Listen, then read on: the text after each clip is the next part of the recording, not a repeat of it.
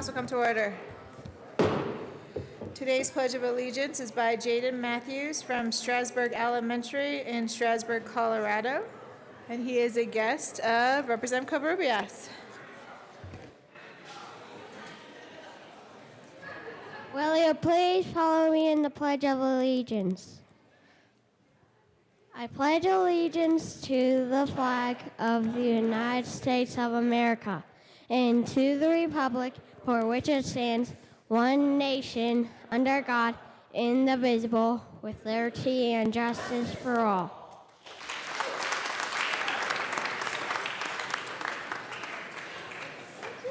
Nice to meet you.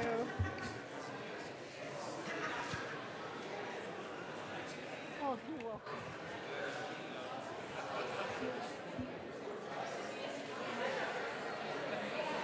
Representatives aren't. Becker J. Becker K.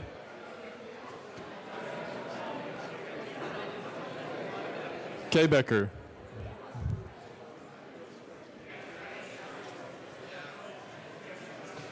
Excuse. Beckman. Benavides. Bridges. Buck. Buckner.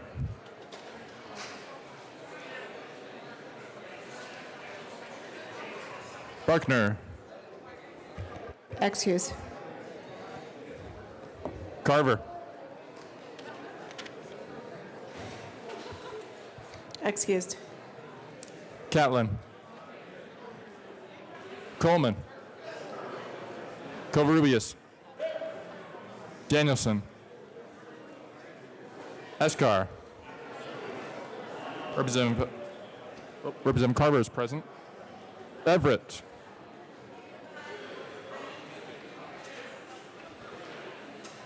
Everett. Excused.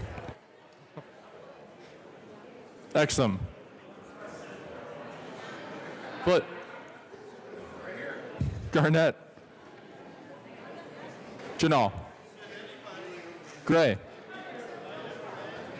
Hamner. Hanson. Herod. Putin. Humphrey.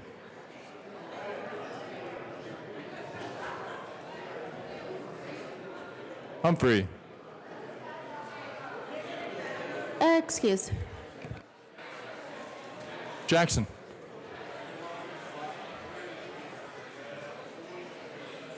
Excused. Kennedy.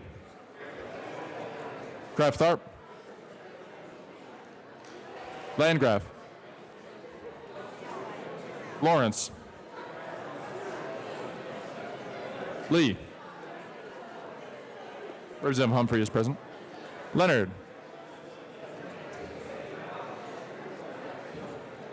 Leonard.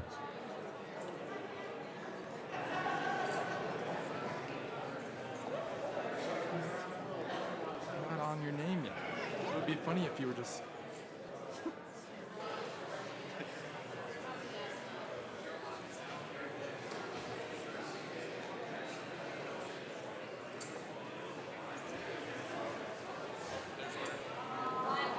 Lewis. Liston.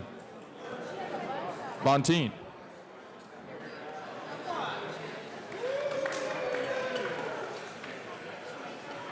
Montine.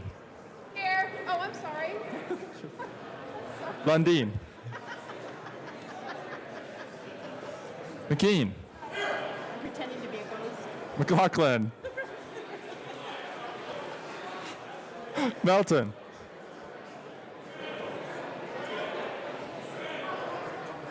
Representative Lundeen is present. Melton. Michelson Janae. Neville. Pabone.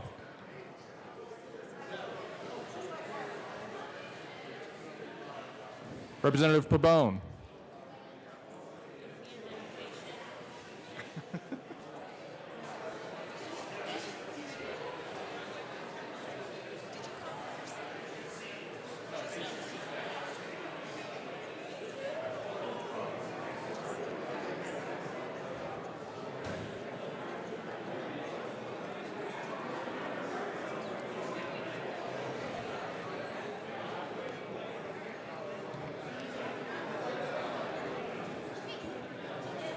Connor. I'm sorry I missed my last one. You didn't miss it yet.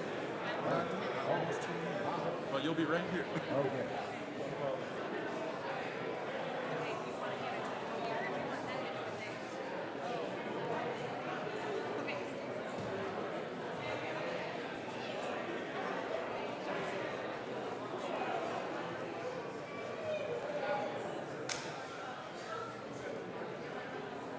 Excused. Pedersen. Rankin. Ransom. Ryer. Roberts. Rosenthal. Sane.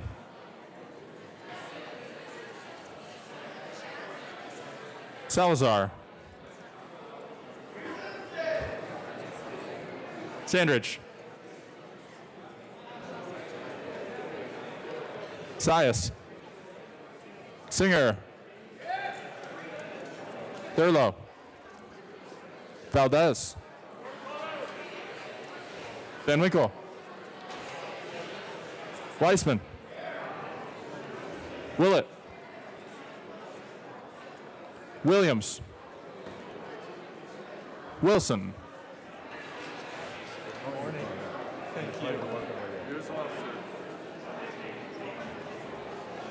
Winkler. Winter. Wist.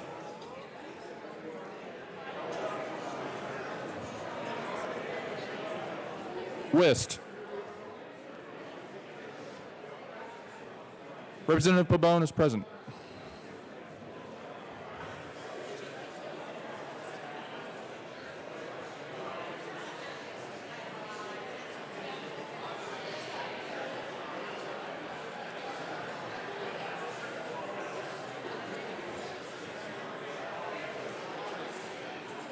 Excused.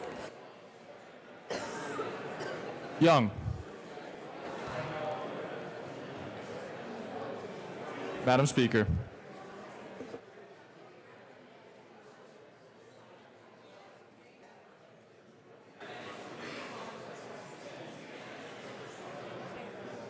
Representative Kay Becker is present.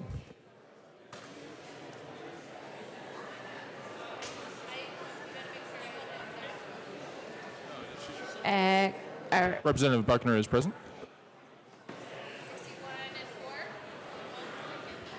So it's Everett, Jackson, and Wist. Representative Jackson is present.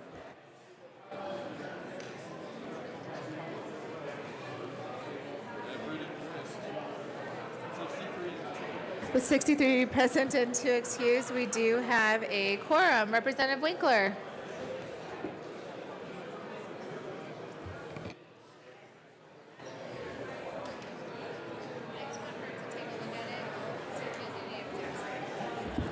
Representative Winkler. Thank you, Madam Speaker. Ladies and gentlemen, it is our last day. It's very exciting. This is my first last day.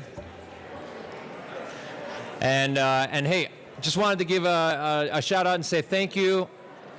The vast majority of you have welcomed me, and it's been a pleasure to get to know all of you. I certainly hope to come back next year and have more fun with y'all. I can't wait for the rest of this day. And with this wonderful emotion of fellowship, it is with that emotion that I say, Madam Speaker, I move that the reading of the Journal of Tuesday, May 8th, 2018, be dispensed with and approved as corrected by the Chief Clerk. All right, members, you have hopefully heard the motion. All of those in favor signify by saying aye. Aye. Those opposed signify by saying no. That motion passes. All right, we're going to do announcements and introductions first. I do have an announcement regarding Senate Bill 243. The Senate did not concur in House amendments and has requested a conference committee. The House conferees will be Escar, McKean, and Kennedy. All right.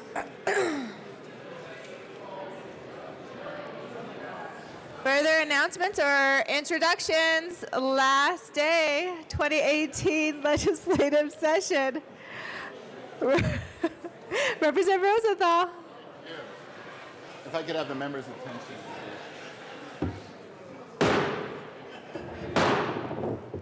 Representative Rosenthal. Thank you, Madam Speaker, and thank you, members. On this, our final day of session and my final day in the legislature working with you, it's been an honor and a pleasure. And so I wanted to welcome some guests for my first annual Harvey Milk LGBT Advocacy Leadership Award. And so we have some guests who I'd like for you to welcome. And we do have a former elected official, so I'm within the rules to introduce her and the rest of my guests. Senator Joyce Foster, her husband, Rabbi Stephen Foster, Danny Newsom, Barbara Harrison, Michelle Cooney, Corky Blankenship, Dee Dee Frayne, Arash Jahanyan, Kate Burns and Sheila Schroeder, Cristiano Sosa, and Mari Newman, who have all worked so hard on LGBT causes over the many, many, many years. And thank you for your work, your service, and really appreciate from the bottom of our hearts in the state of Colorado, thank you for your service. Thank you. Toda Rabbah. Representative Herod. Thank you, Madam Speaker. And I too want to thank all the guests who are here today. Thank you so much for all the work you've done for LGBT equality across Colorado and this country. I have to give a shout out to Danny Newsom. Miss Newsom, I think there's a reason why I'm so liberal and progressive. I got to tell you, my mom would make me listen to talk radio in the car every single day on the way to school and practices and anywhere we went. And I got about 10, 12 years ago, I met Danny. I said, I know you. And you're like, I don't think we've met. I realized that I had been listening to her voice talking about progressive politics every single day in the morning. And it was so honored to become your friend and meet you in person. And my mom almost died when she met you at my house. So good to see you, and thanks for all that you do. Thanks, Danny. Further announcements or introductions? Representative Buckner. Good morning, colleagues. Who said that? Thank you. If I could have your attention, I have about 20 sisters here today because I'm in a sorority, Alpha Kappa Alpha sorority. And if all my sisters would please stand over on this side of the chamber, you'll notice that everyone's wearing pink and green. Those are the colors that are symbolic of our sisterhood and our sorority. A lot of you ask me why I wear pearls almost every day. Pearls are also very symbolic in our sorority. And we were here till 11 o'clock last night, so I didn't have time to look for my green, but I got my pink scarf and my pearls on. Alpha Kappa Alpha is an international sorority. International, 110 years old. These women are all professional women. We give to the community. We mentor, we give scholarships, we do community service. It's definitely sisterhood personified. We have members from the Aurora the Aurora chapter, Denver chapter, and Colorado Springs chapter here with us today. I would like to introduce the regional director-elect who we're fortunate enough to have here with us today, Twyla Woods Buford. Thank you so much. And African American sororities and fraternities are very special because we all bond together and support each other for very important causes. So I am absolutely thrilled that we are honoring Alpha Kappa Alphas today. Thank you for being so supportive of me and being supportive to all the legislators here in the state capitol. Once again, thank you, and I am so proud to be an AKA.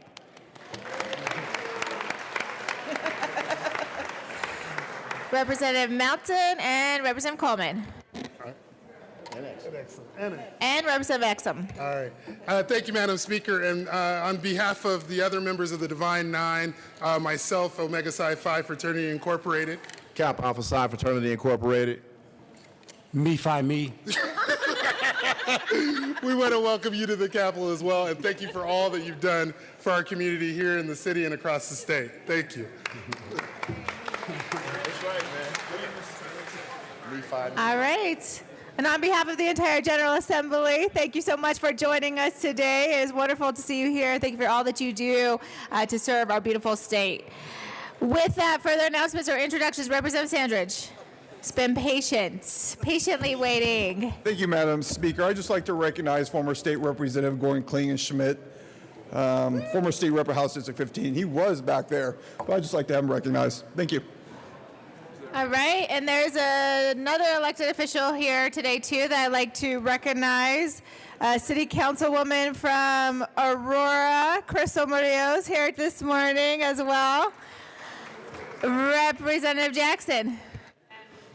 And Representative Michelson Janae, and Representative Melton, and Buckner, and Covarrubias, and Weissman. Thank you, Madam Speaker. Members, we have a tribute this morning, so if we could have your attention. And with your permission, Madam Speaker, we'd like Mr. Randall to read the tribute at length. All right, Mr. Randall, please read the tribute. The House of Representatives, convened in the 71st General Assembly, are proud to send sincere commendations to tribute of Mayor Steve Hogan in honor of his commitment to the City of Aurora and the broader Colorado community.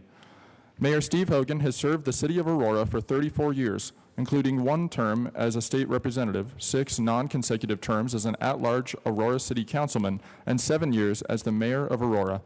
In addition, Mayor Hogan serves on numerous boards and authorities such as Adams County Economic Development Council, E470 Public Highway Authority, Fitzsimmons Redevelopment Authority, United States Conference of Mayors, and Visit Aurora.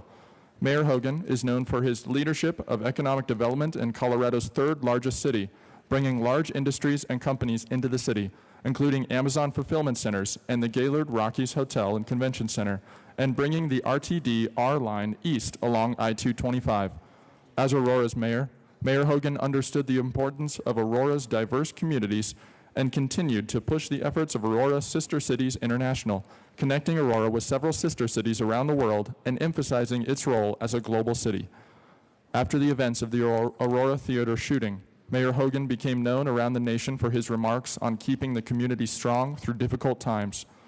In his leadership, Mayor Hogan has been known for reaching across both sides of the aisle and for having a sport coat to match any occasion, including youth basketball games.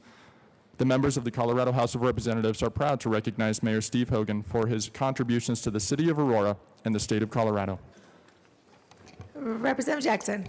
Thank you, Madam Speaker. Members, you know, all of us have incredible leaders that represent our cities and represent our interests. And I have to tell you that our mayor, Mayor Steve Hogan, is just an exceptional human being. You heard in the tribute that he's one of those people who can work across the aisle.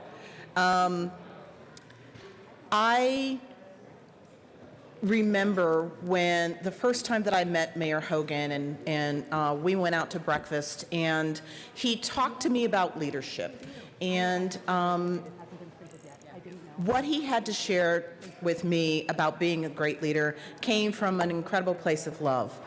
I got into this, was elected, came into this building, and before those rooms downstairs were remodeled, I walked into one and I saw his picture, you know, up there on the wall. And at the time, I didn't know that he had actually served a term in this House. When he was here, he was a Democrat. When he first ran for City Council, he was a Democrat, and then he changed his affiliation to Republican and ran for mayor. He has always brought our very, very, very diverse community together. He is there at absolutely every single event. And it's really important for us to recognize him in this particular moment because as this session began, Mayor Hogan thought that he had the flu, and he thought that he had a flu that just wouldn't go away. That flu turned out to be cancer. And so at this moment, our mayor is undergoing treatment And he could run for another term, but he has announced that he will not seek another term. So, Mayor Hogan, we absolutely love you. Thank you for all of your service. You are an incredible human being.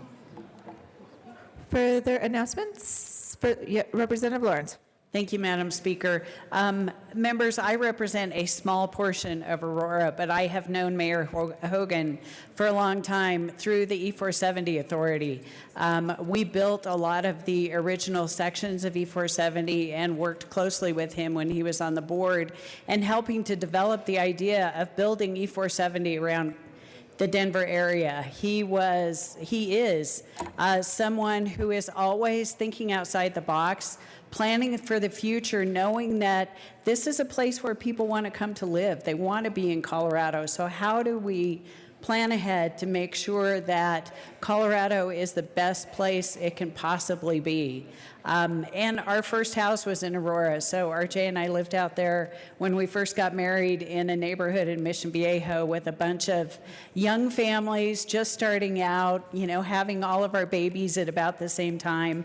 Aurora was and still is a very welcoming community, and Mayor Hogan has done an exceptional job of leading Aurora into the future and embracing the changes that are coming for Colorado and really making Aurora a go-to place to learn from his leadership and the way they've been able to incorporate so many different nationalities into their school systems, into their communities, to make it a very cohesive and welcoming community. And for that, I thank Mayor Hogan.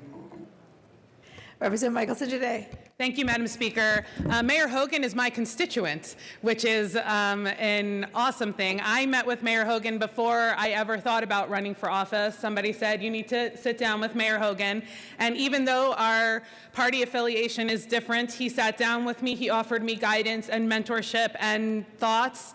And he was always available on the phone for me. If I wasn't sure where Aurora was standing on a certain issue that we had in finance, I could text him real quick and get an answer. Generally, I always knew where Aurora was, but he was there for me when I didn't.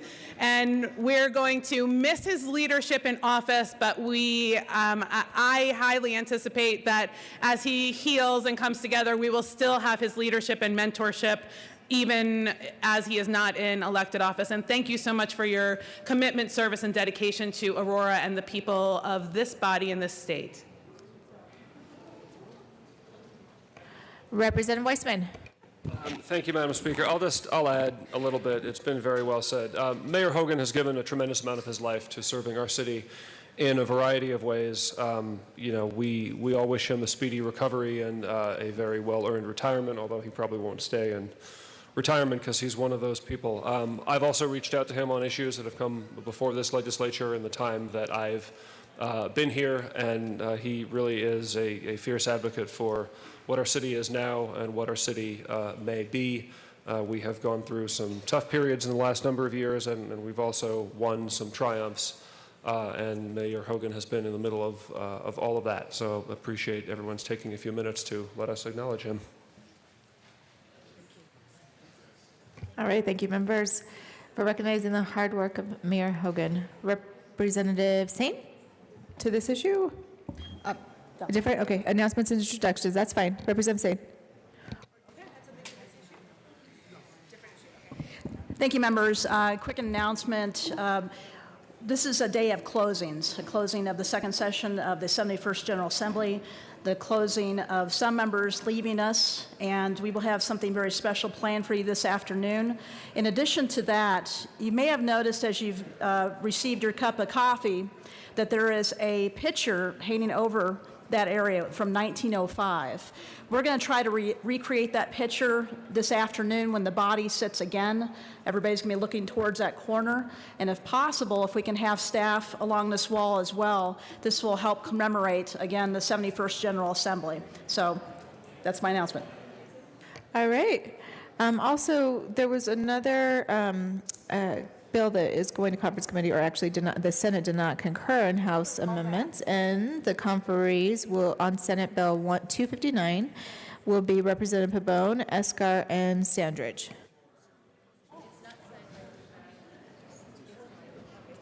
Further announcements or introductions? Representative Melton.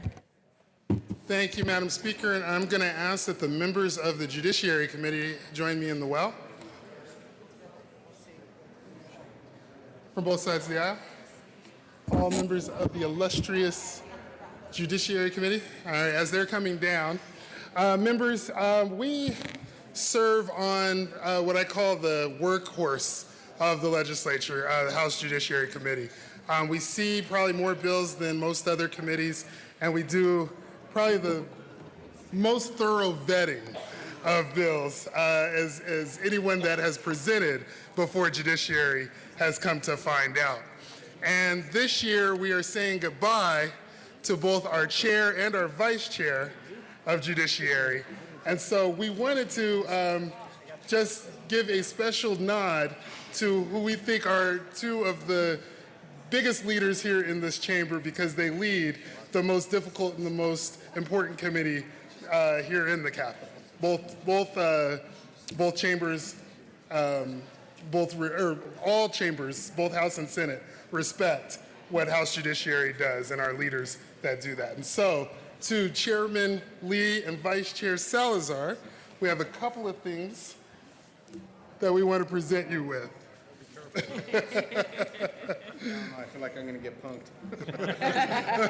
There's no mayo in there. Thank you. Oh, wow. And I'm hoping that one of you will, or both of you will open it.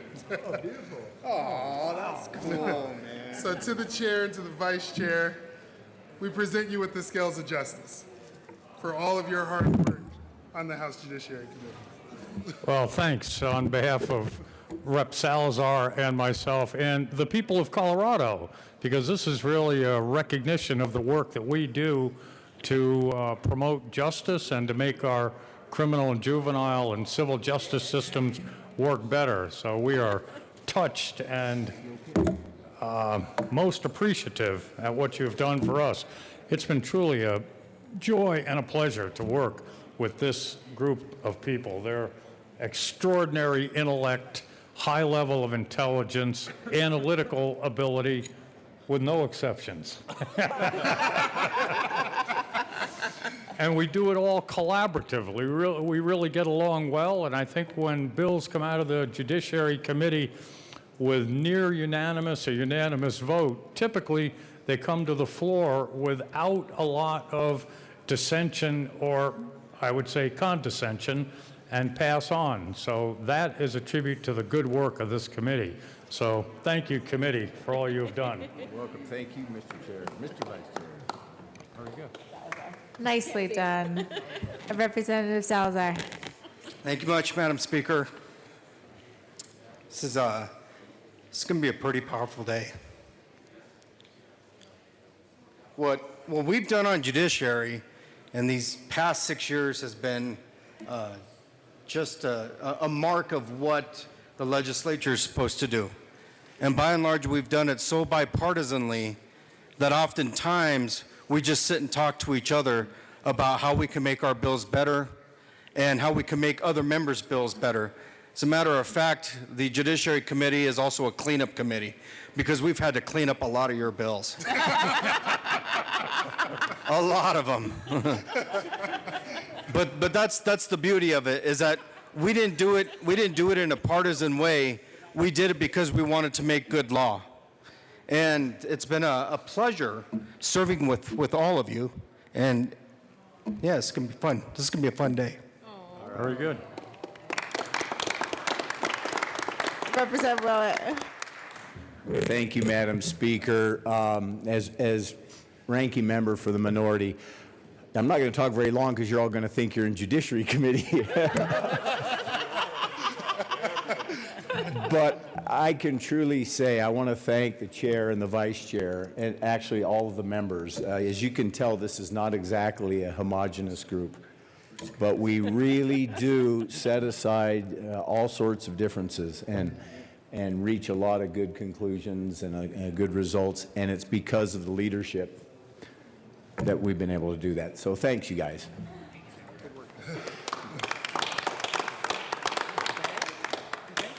That's why I couldn't. Well, thank you so much for your service on the Judiciary Committee, Representative Lee and Representative Salazar. Representative Salazar, it is a powerful day today for many of us that are leaving. Further announcements or introductions?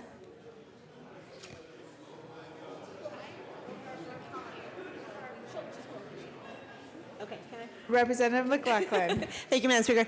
I just want to thank Representative Lori Sane and our clerk, Liz Miller, for bringing spring into the House today with the lilacs. I really appreciate it. It smells really great, so thank you.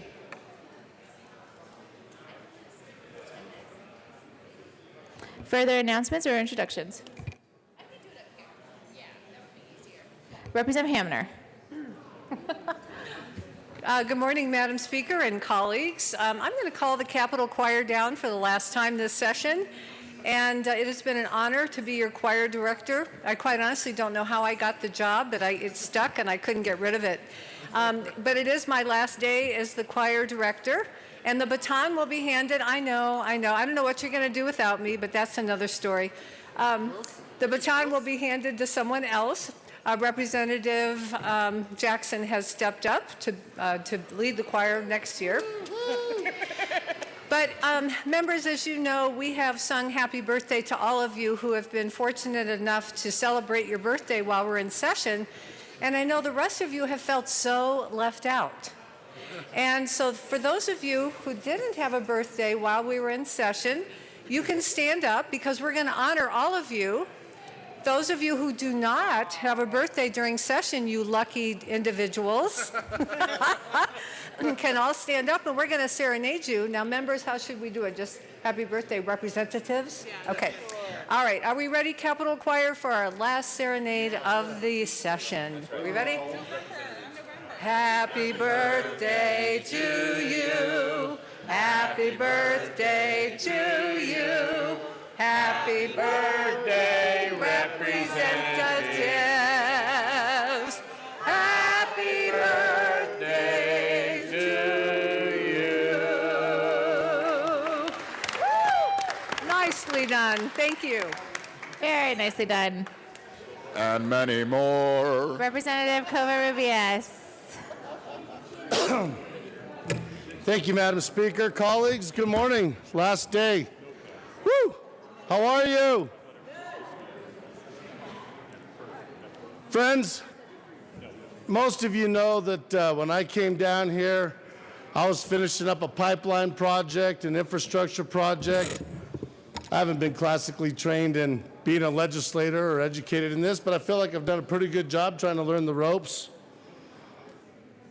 I want to explain a few things because the last couple of days have been tough for me around here. When I got here, I could only imagine what my caucus must have thought about a local 111 IBEW union worker, conservative Republican, coming into the Republican Party. Hoorah! I watched something change over the last 2 years that's happened since I've been here, which I think is pretty cool because we all want prosperity for Colorado. We might have different avenues of how we get there, but we all want that. My caucus, last year when I ran my trades bill for the high school, I had a few yeses, but mostly nos. And throughout the last couple of years, I have talked with the Republican caucus. We've discussed union issues. We've discussed trade issues. And you know what I've seen? They listened.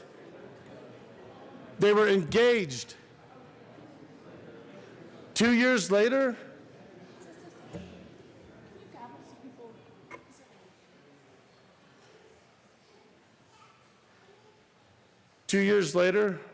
I run my bill 1034, Career and Technical Education Bill for $10 million.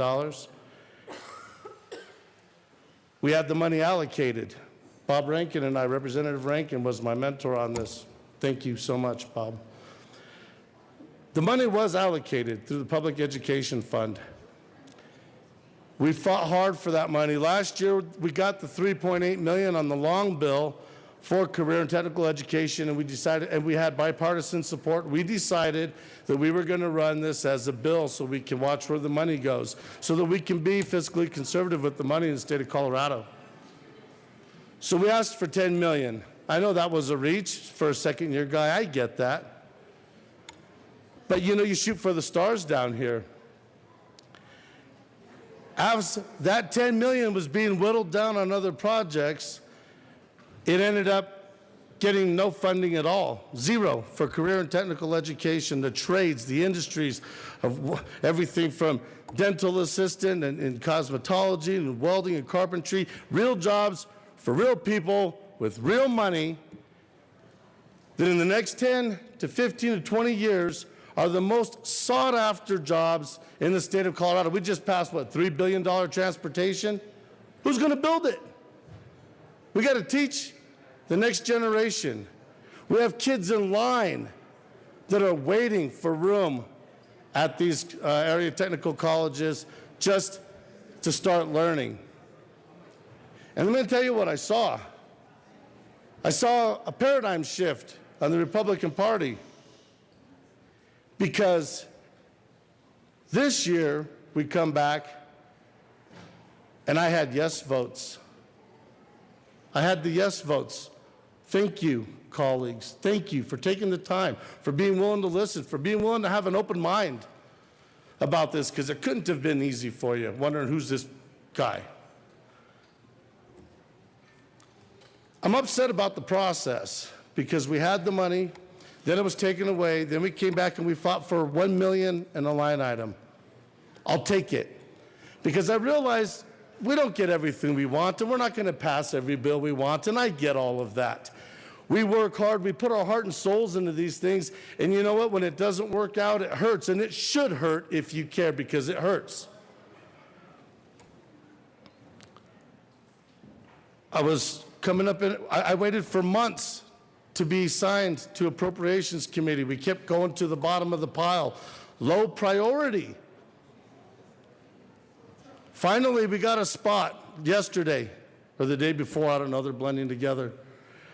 And we were going to be first up in appropriations.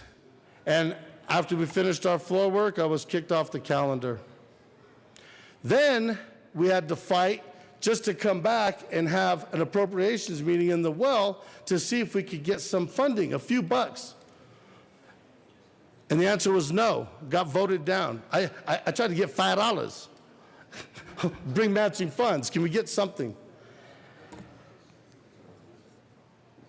It's hard because, I'll be honest with you, I thought this was a no-brainer on the Democrat side. I thought I was going to have full support because I was working on my caucus. And it flip-flopped. I had the yeses on the right and the noes on the left.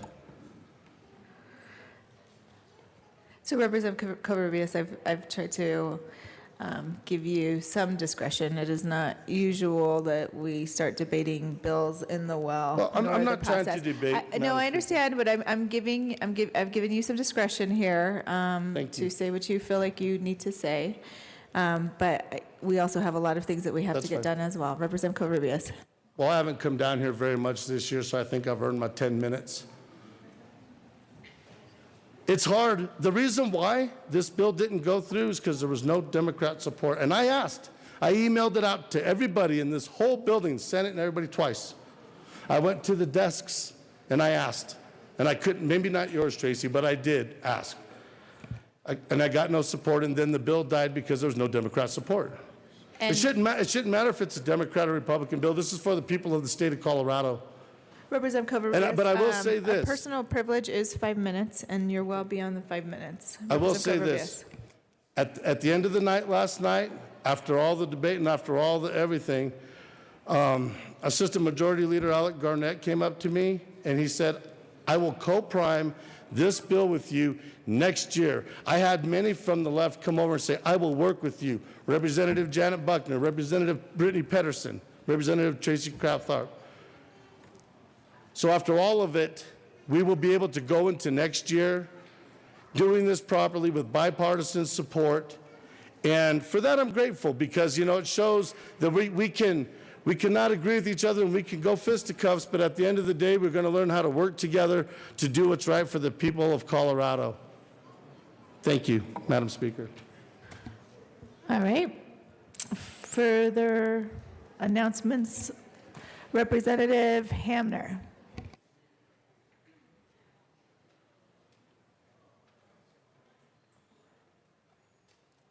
Thank you, Madam Speaker. And members, I just want to acknowledge how difficult the budget process can be and that we don't always get everything that we want in a budget.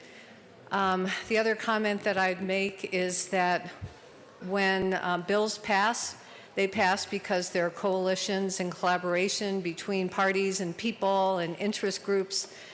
I'll also remind you that when we started the budgeting process, we had a balanced bipartisan budget coming to you from the Budget Committee with $40.8 million to set aside for legislative priorities. We spent $30 million in the budgeting process through amendments, and we have been able, through the continuation of this legislative session, to fund key priorities for all parties. Unfortunately, not all priorities get funded, and that's just the way it works.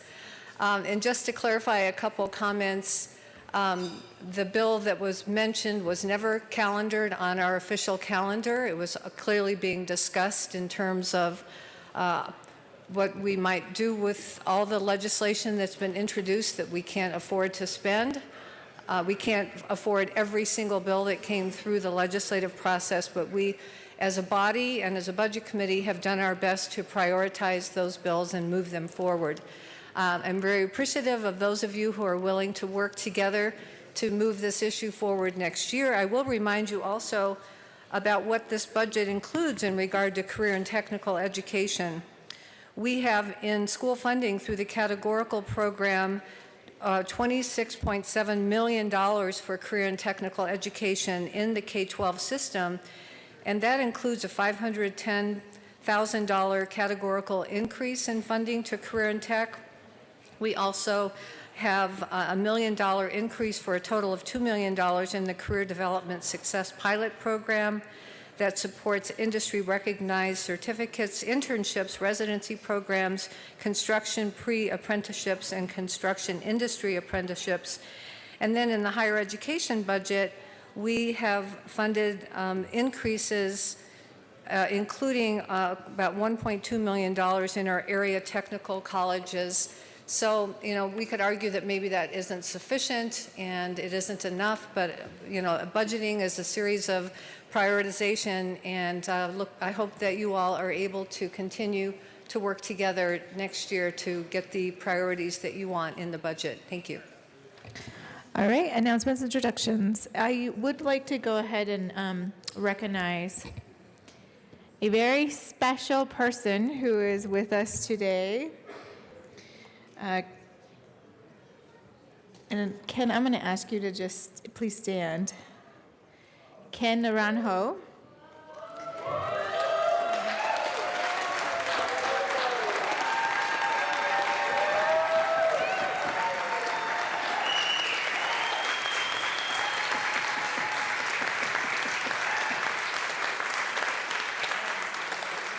Many of you know Ken because of all of his incredible work here at the Capitol as part of the Capitol Complex Department. We're so thankful for your service to our state, and we have a tribute for you because you are retiring.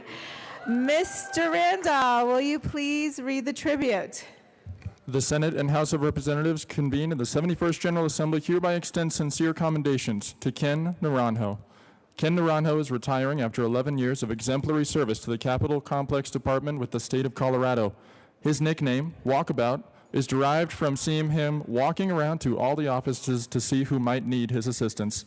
He is to be commended for his great customer service, his carpentry skills, his caring and always cheerful attitude, and finally, for the distinguished way he performs his duties.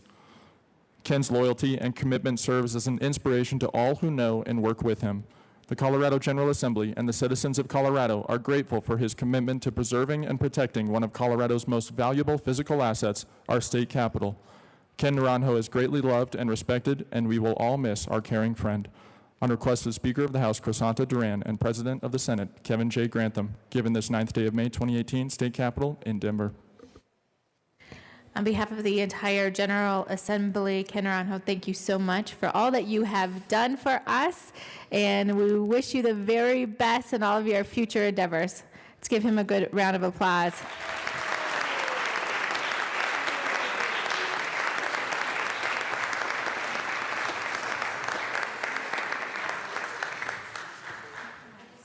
Further announcements or introductions? Madam Majority Leader Becker. Thank you, Madam Speaker. Members, I just want to go over the schedule with you all. We have a few third readings to do and a few consideration of adherence bills to do, so that means you have to be here voting. But we have a lot of bills still coming over from the Senate that might be concurrence, might request a conference committee. So as those come over, as they work through those bills, this calendar is going to be out of date very quickly. So things will be posted up here, and so there's going to be lots of recesses while certain conference committees have to meet and that sort of thing. So I'm just asking, as we take those recesses, please stay nearby because you're going to have to come back and vote on certain things, and it's just going to keep changing as conference committees make progress or don't, and as bills come over from the Senate. So with that, after the last announcements, we will go into third reading, and we have a couple resolutions to do. All right, further announcements or introductions? Representative Esker. Thank you, Madam Speaker. I just need to announce that the conference committee for Senate Bill 243 has been moved to 3 o'clock instead of 2 o'clock. So the conference committee for Senate Bill 243 has been moved to 3 o'clock. Apparently, there's another important conference committee going on at 2 o'clock. Further announcements? Representative Liston. Thank you, Madam Speaker. A little more upbeat news today, happy news. And Madam Speaker, I owe the body an apology. Yesterday, I said that yesterday would be the last day of good economic news, and I really thought it was, but you know, it just keeps coming in, and so I'm sorry, but yesterday afternoon it was announced that the U.S. April budget surplus, the budget surplus for the month of April rose to $182 billion. That's the most, and that was the best April in 18 years. The federal government is running a huge budget surplus. And then today, I mean, I can't help myself. Today, unemployment hits a milestone, or employment is that the job openings in the United States equal the number of unemployed. They are begging people to come back to work. We have so many jobs. They're going to raise the wages to attract people into the job market. Isn't that great? Isn't it fantastic that we live in such a great economy that's employing people? The money is rolling into the government. People have jobs. Wages are rising. Thank you, everybody. God bless America.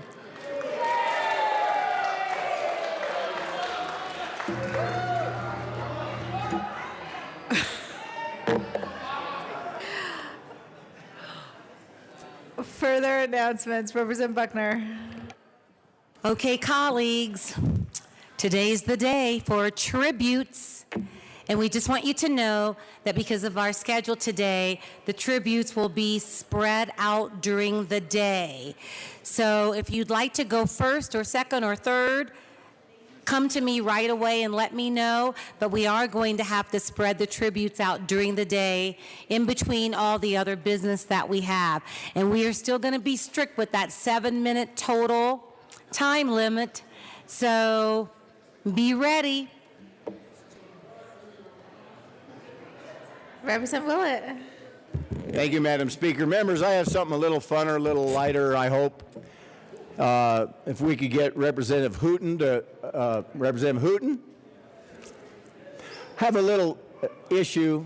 There was an event between Representative Hooten and Representative Sias and myself that I think we have to address. So the The defense lawyer, me, after this event, said it didn't happen at all.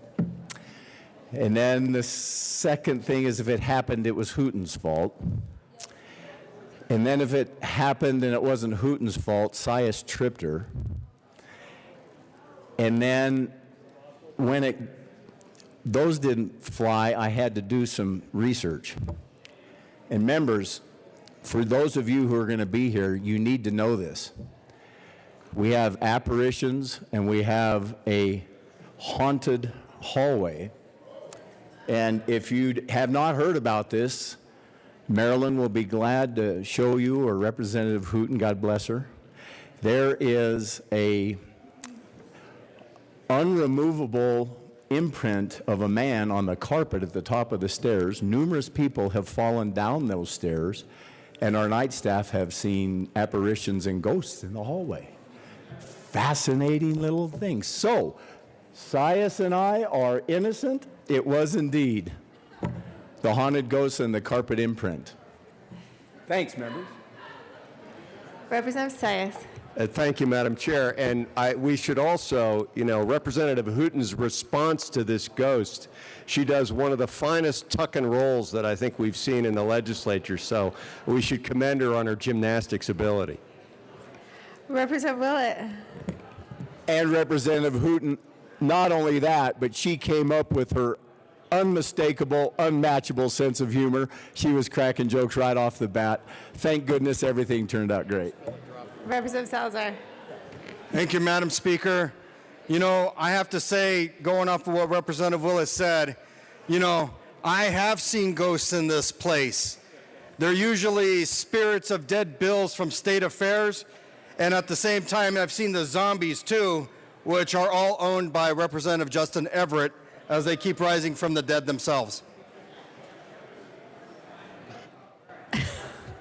Further announcements or introductions? Any further announcements or introductions? Introduction of resolutions. Senate Joint Resolution 11 by Senators Grantham and Crowder, also Representative Breyer, concerning the designation of the portion of Colorado State Highway 50 from the town of Swink to the city of La Junta as the SSG Brian Cowdery Memorial Highway. Senate Joint Resolution 11 will be laid over until later in the day. Senate Joint Resolution 13 by Senators Grantham and Crowder, also Representative Lewis, concerning the designation of Highway 207 between Manzanola, Colorado and Crowley, Colorado as the Sergeant Mary Ricard Memorial Highway. Senate Joint Resolution 13 will be laid over until later in the day. Judy. Do you want to do them now? Assistant Majority Leader Garnett. Thank you, Madam Speaker. And later today, members could be right now. So I move for the immediate consideration of Senate Joint Resolution 11. All right, properly moved. Seeing no objection, the motion stands. Representative, actually, Mr. Randall, will you read the title of Senate Joint Resolution 11?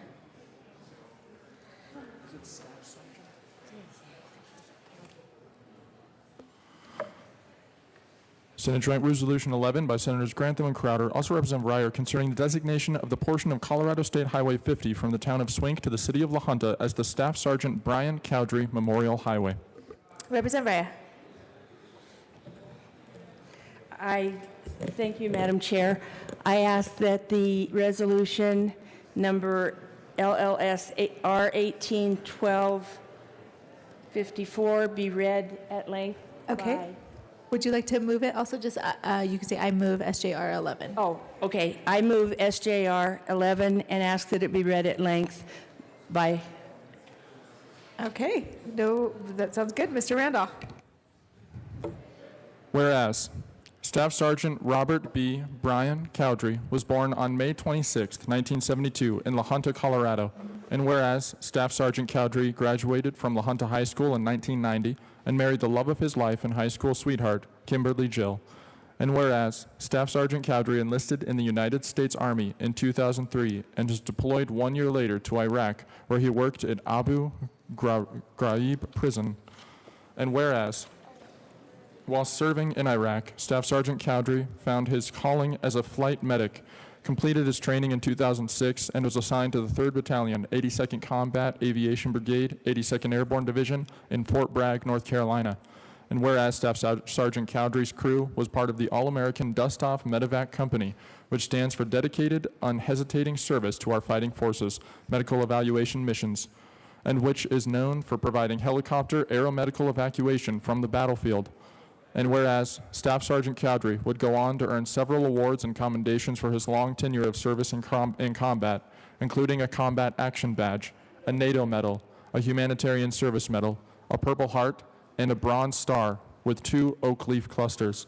And whereas those who knew Staff Sergeant Cowdery describe a man dedicated to his wife and sons, who was steadfast in his hard right over easy wrong mentality, and who loved hunting, the outdoors, and being a foster family for German Shepherds.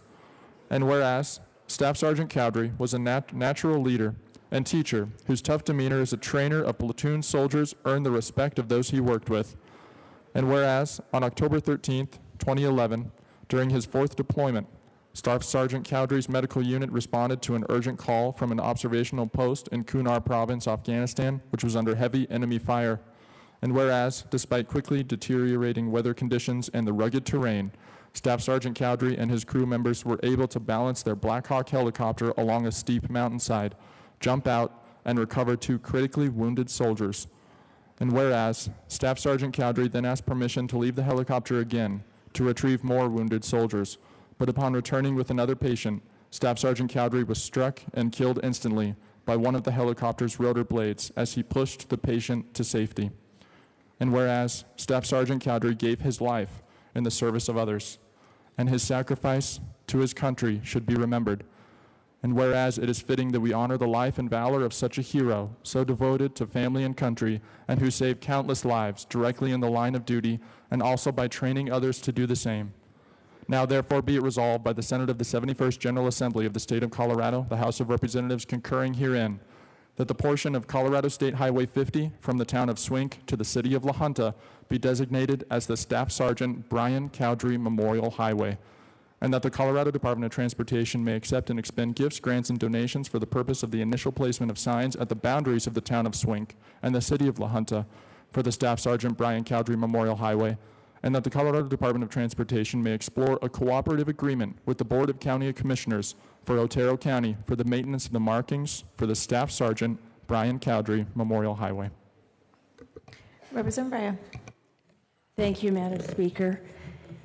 Every time we read one of these tributes to our young people that were killed, you realize this young man was born in 1972.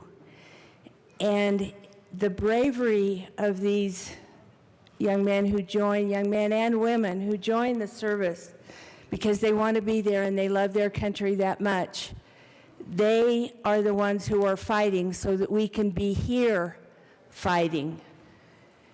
It's something that breaks my heart. The strip of highway that we're naming for Staff Sergeant Cowdery is a 5-mile stretch between Swink and La Junta. And as I told you the other day when I talked about those 3 young people that had been killed in car accidents, this Otero County is a family.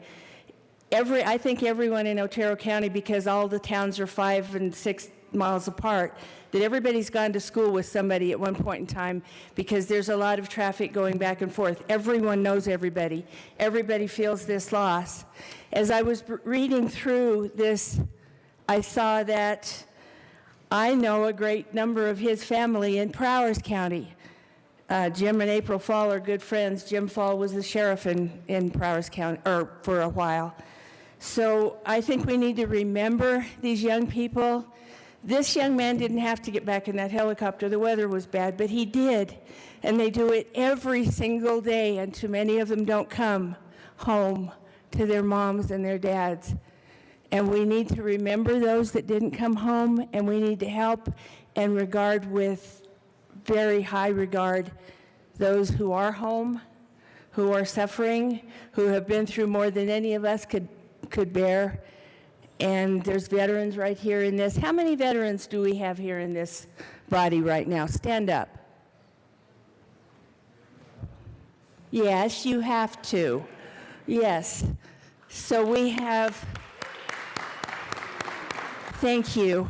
My husband is a veteran of Vietnam. He was the United States Navy.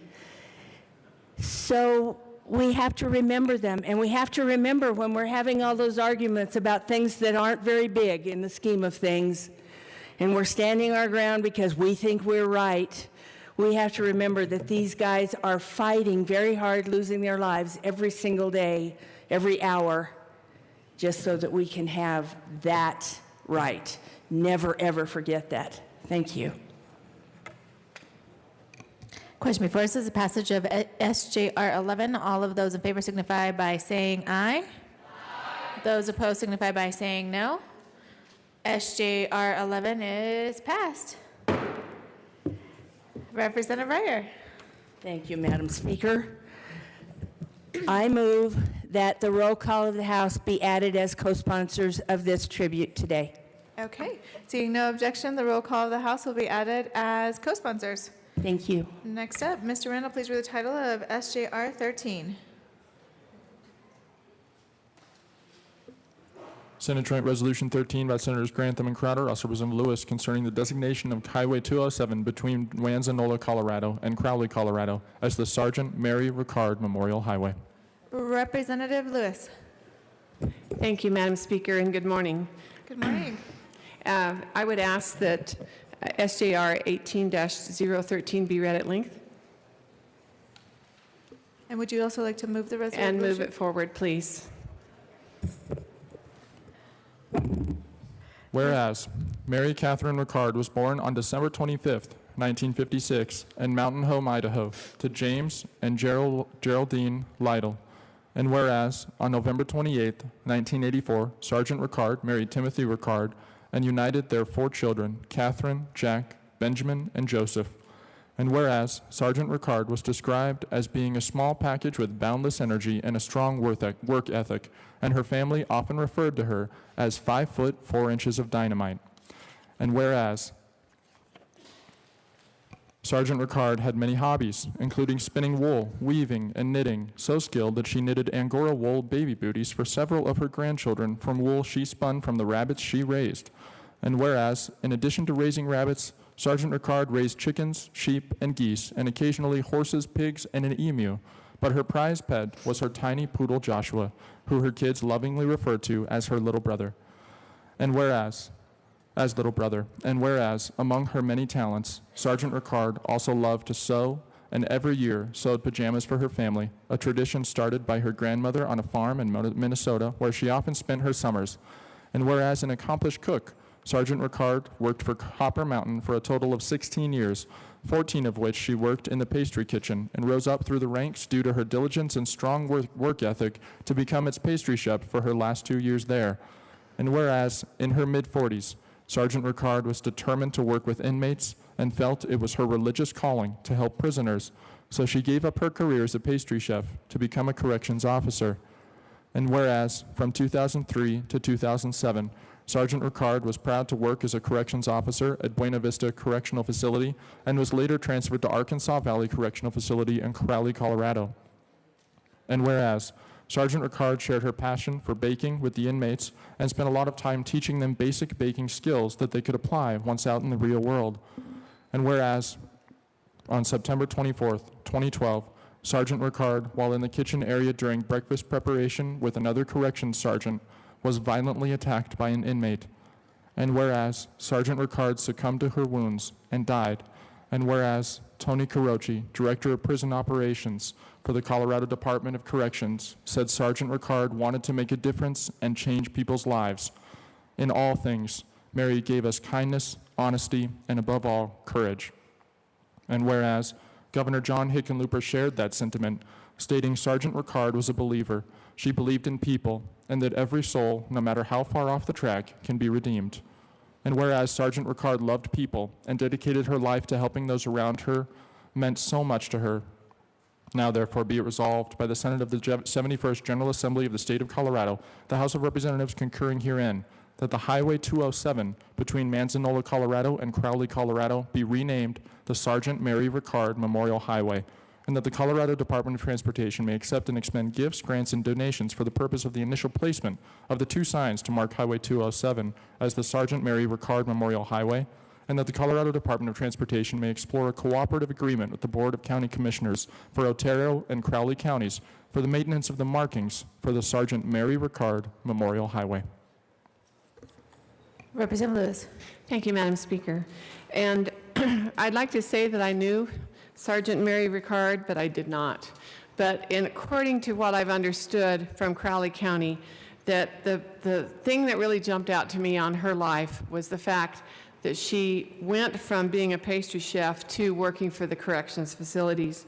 And there in Crowley, it's a tough deal. I mean, it's not an easy job, and I admire her stamina, her courage to do that.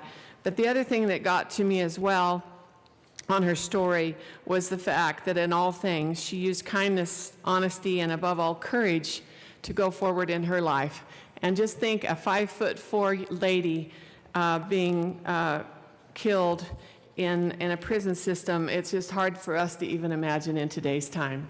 So God bless her, her family, and thank you for this memorial. Representative Lewis. And Madam Speaker, I would ask that, okay. That's okay. We'll go to that in just one moment. The question before us is the passage of SJR 13. All of those in favor signify by saying aye. Aye. Those opposed signify by saying no. SJR 13 is adopted. Representative Lewis. And Madam Speaker, I would ask that the roll call be put down as sponsors of this wonderful memorial. Thank you. Okay, seeing no objection, this morning's roll call will be listed as co-sponsors.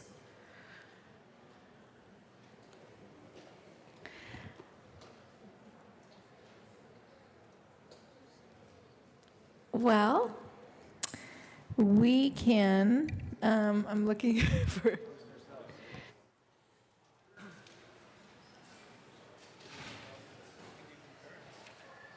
Madam Majority Leader, what would you like to do next? All right, so we will, do you want to do a quick motion and proceed out of order?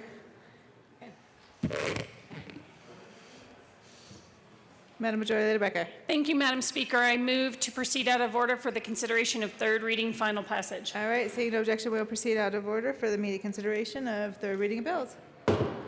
Mr. Randall, please read the title of Senate Bill 270. Senate Bill 270 by Senators John and Neville, also Representatives Pedersen and Wist, concerning establishing a statewide program to coordinate referrals of high-risk individuals in need of behavioral health transition services in connection therewith making an appropriation. All right. Madam Majority Leader, would you like to move Senate Bill 270?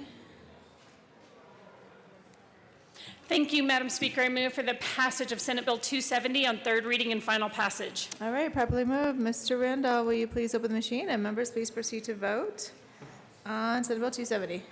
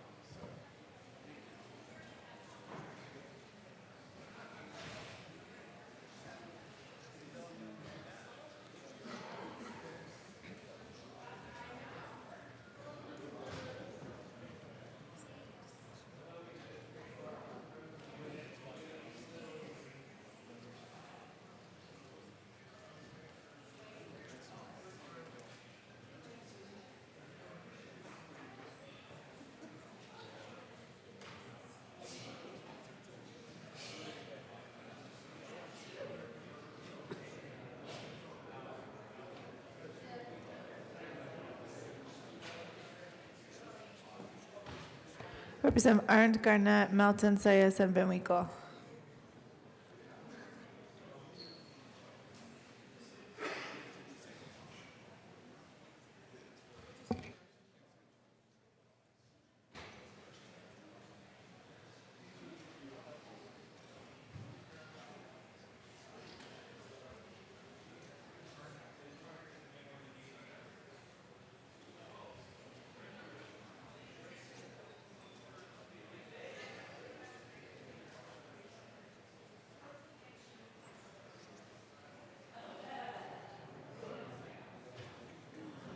Representative Garnett, Sayos, and Van Winkle.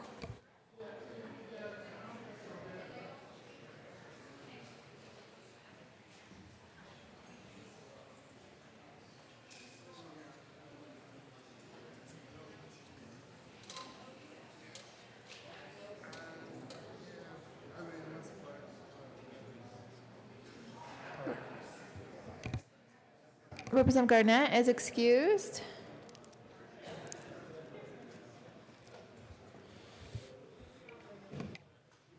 Representative Garnett is now here.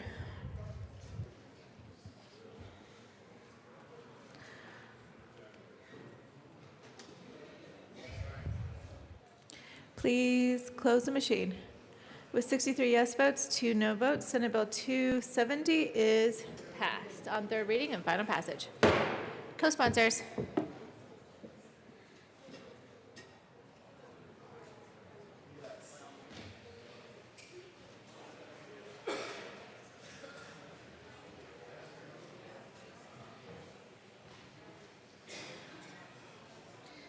Please.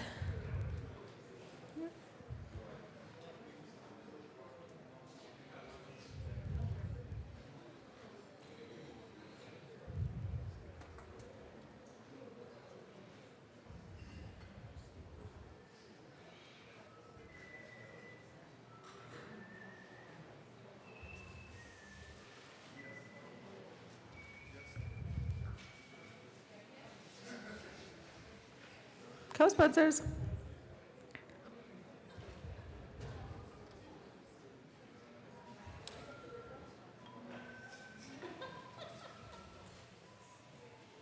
Please close the machine. Mr. Randall, please read the title of Senate Bill 272. Senate Bill 272 by Senators Martinez and Quintana, Representatives Carver and McLaughlin, concerning suicide prevention training in schools in connection therewith making an appropriation. Madam Majority Leader Becker. Thank you, Madam Speaker. I move for the passage of Senate Bill 272 on third reading and final passage. All right, properly moved. Mr. Randall, please open the machine, and members, please proceed to vote. Senate Bill 272 on third reading and final passage.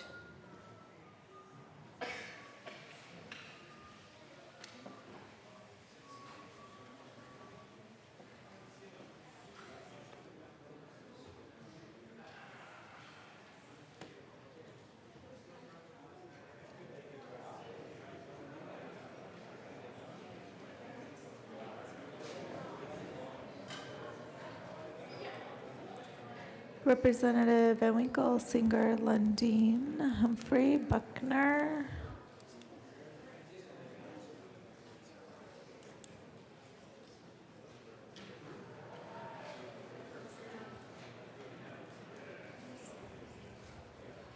Please close the machine. With 53 yes votes, 12 no votes, Senate Bill 272 is passed on third reading and final passage. Co-sponsors.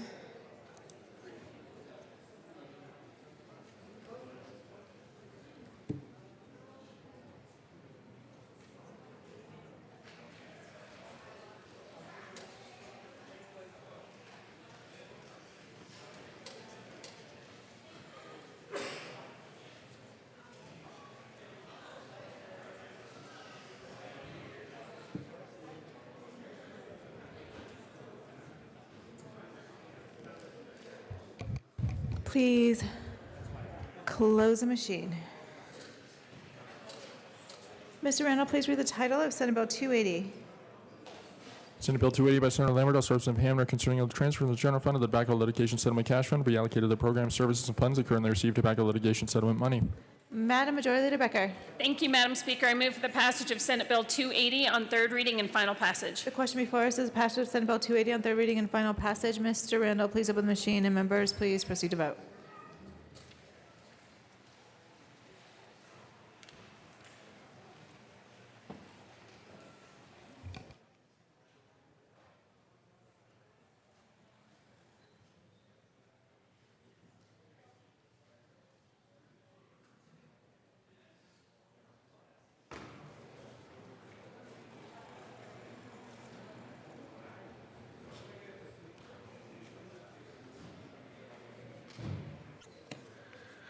Please close the machine. Mr. Randall, please read the title of Senate Bill 191. Senate Bill 191 by Senator Gardner, House Representatives Carver and Hooten concerning the local government limited gaming impact fund in connection with making an appropriation. Representative Pabon. Thank you, Madam Speaker. Madam Speaker, I move Senate Bill 191 on third reading and final passage. Properly moved. Mr. Randall, please open the machine, and members, please proceed to vote.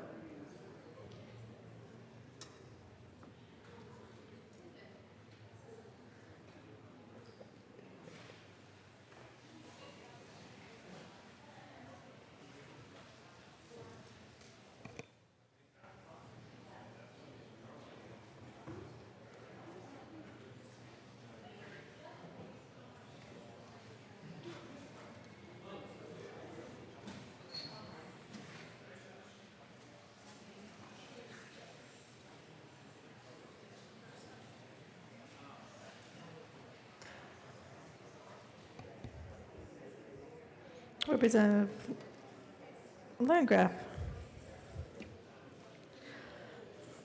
Please vote. Please close the machine. With 63 yes votes and 2 no votes, Senate Bill 191 is passed on third reading and final passage. Co-sponsors.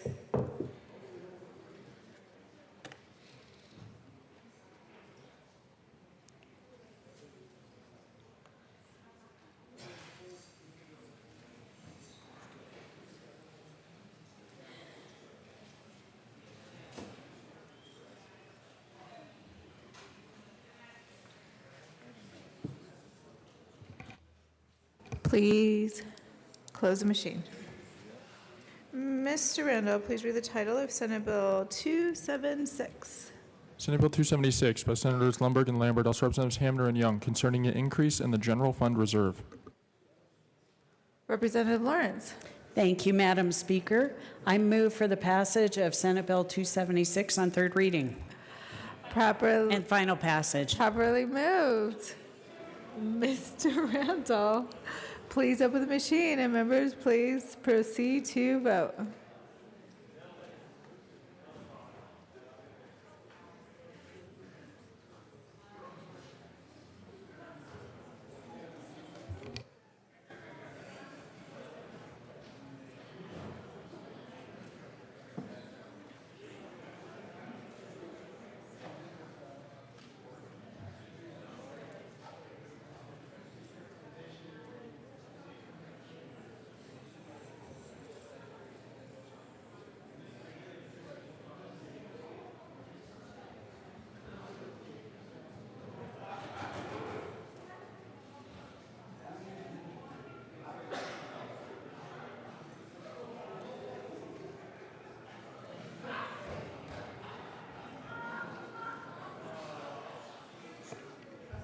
Please close.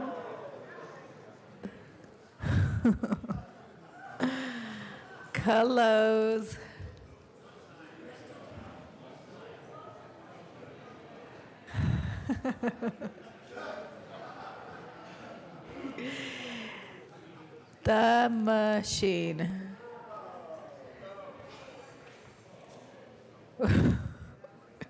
With 47 yes votes, 18 no votes, Senate Bill 276 passes. Co-sponsors.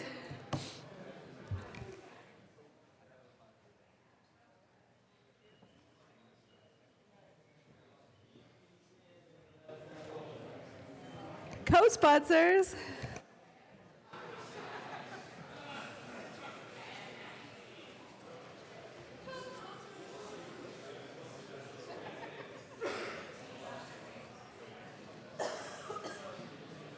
Co-sponsors.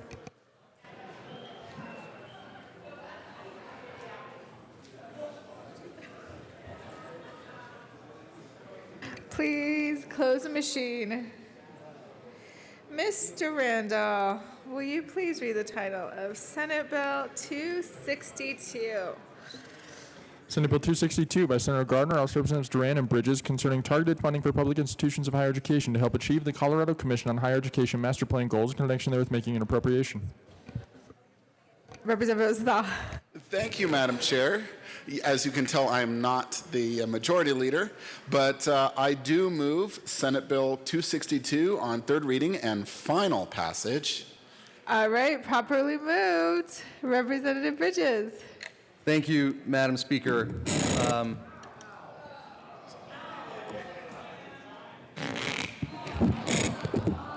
Goodness. Thank you. Thank you. And now I beg your permission to offer a third reading amendment. I know. Sorry. It's a good reason, though.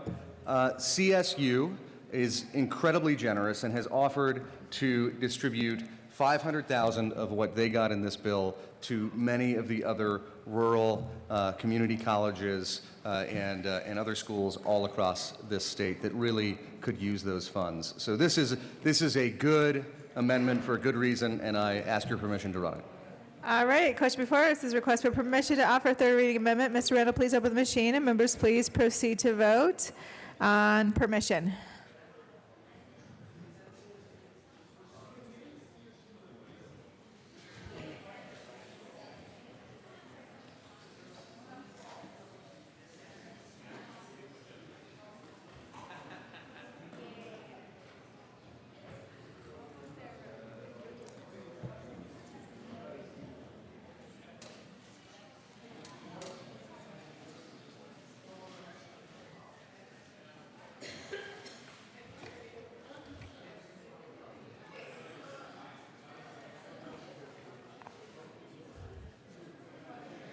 Representative Humphrey, please close the machine.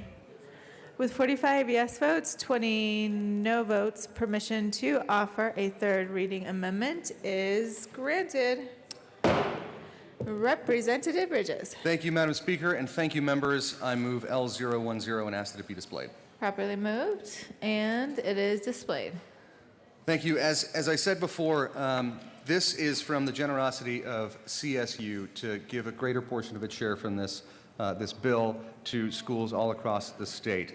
It is similar to an amendment that we had in approps last night, where CU gave a large chunk of what they were getting in this away to those same schools. This is really good for our rural schools. This is really good for those folks that serve really important populations in our state, and I ask for an aye vote. Sure. Representative Carther. Thank you, Representative Bridges. So this is, the one we did yesterday was from CU. This one is from CSU. Okay, we're on track here. And where will this money be going? And can I just make a note that the money from CU is going for technical schools. So there is money that is in the budget that is going to technical schools. So where is this going? Representative Bridges. Thank you, Madam Speaker. This money will be following the same distribution formula that we used last night for the money that CU contributed. We're just bumping up proportionally all of these schools that were already getting that bump from CU. They're now getting a bump as well from CSU. All right. Further discussion. Representative Lewis. Thank you, Madam Speaker. And my question would be then to Representative Bridges. Would he give us a list of the schools? I want to know if they're really the rural schools. Oh, yeah, thank you. Yes, indeed. So if you move the amendment, oh, sorry. Oh, no, go ahead, Representative Bridges. Yeah. The amendment. There you go. There we go. So as you can see, we have Adams is getting an increase, Mesa is getting an increase, Metro is getting an increase, Western State is getting an increase, Fort Lewis is getting an increase, Mines is getting a modest increase, and the community colleges, which is on the next page, are getting an increase, and Ames is also getting an increase. Thanks to the generosity of CU and CSU. Thank you. Further discussion. Assistant Majority Leader Garnett. Thank you, Madam Speaker. Members, I just wanted to highlight something. In 2014, we passed, not we, because I wasn't here, but my predecessor actually ran a bill, House Bill 1319, that created a formula so that we didn't have to go through this every single year. There was a level of frustration in the legislature that got to a point where every year there was money set aside and the higher ed lobby would go in and they would fight with each other about how to divide that up. So the legislature came together and said, you know what, that doesn't make any sense, because that actually empowers the lobby in a way that doesn't represent all of the higher ed institutions in the entire state. We should have a formula so that if there is money set aside at the end of the year that should go to higher education, we should put that money through the formula. The sponsors have worked really hard on this, and essentially the moral of the story is that the formula apparently doesn't work that well. And so then the legislature has to come in and members have to work with the lobby to figure out how to divide up that money. But I wish it wasn't that way.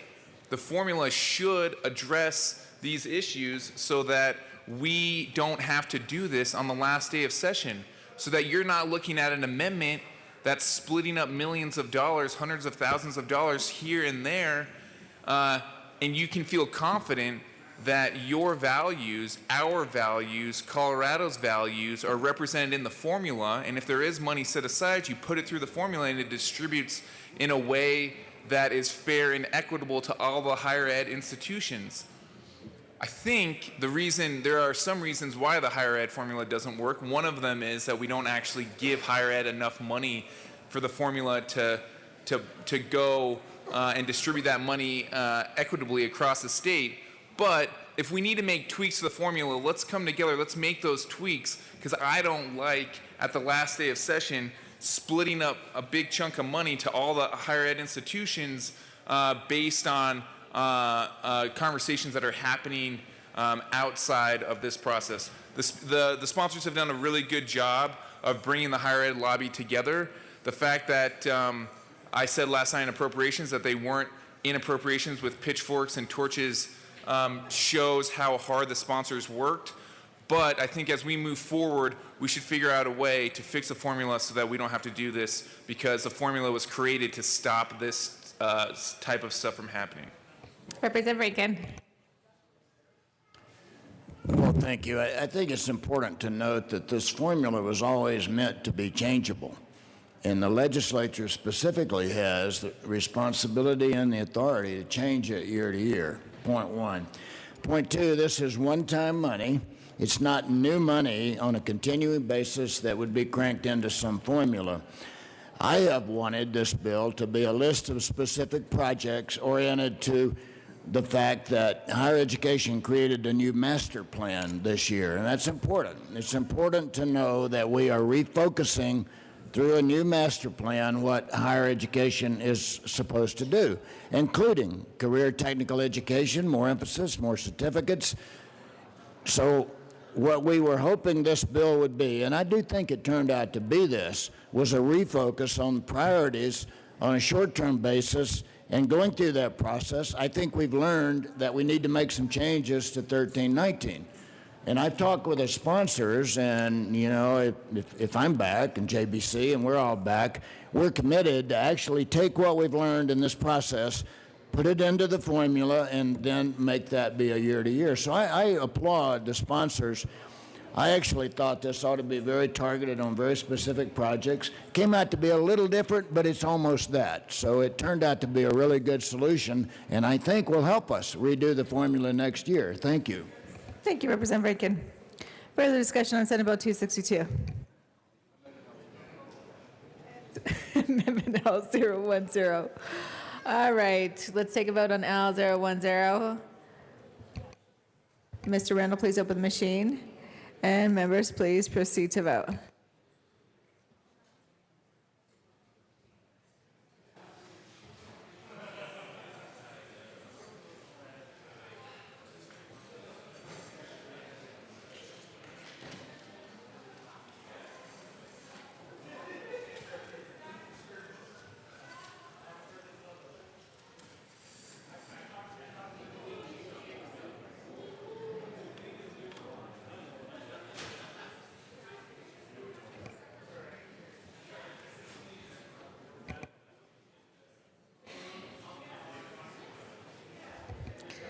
Representative Breyer and Melton and Hooton.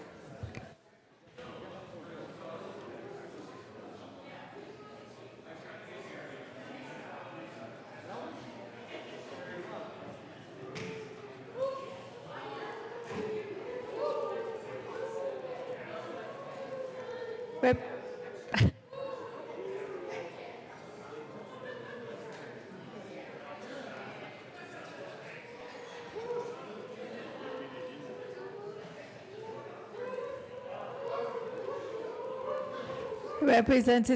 Representative Hooton.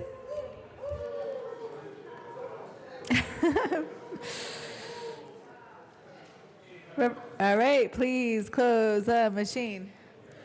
With 63 yes votes, 2 no votes, Senate Bill 262 is passed. Oh, that was the amendment. I'm ahead of myself here.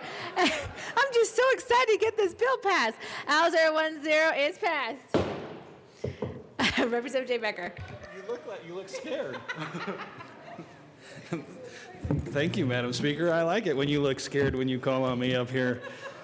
Members, how about those Rammies giving up some money here for the rural colleges? Whoa, is there not more Rammies in here? All right, fine. Go Rams, thank you. Thank you, guys.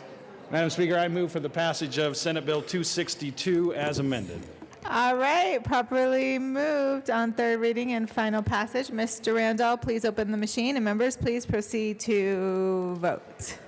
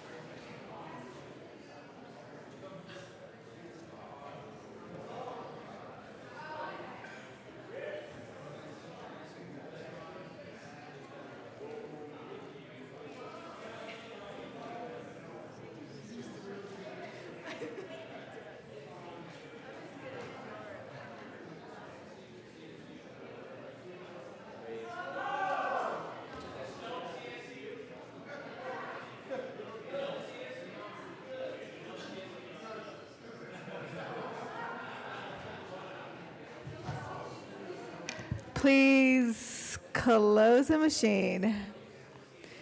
With 45 yes votes, 20 no votes, Senate Bill 262 is adopted.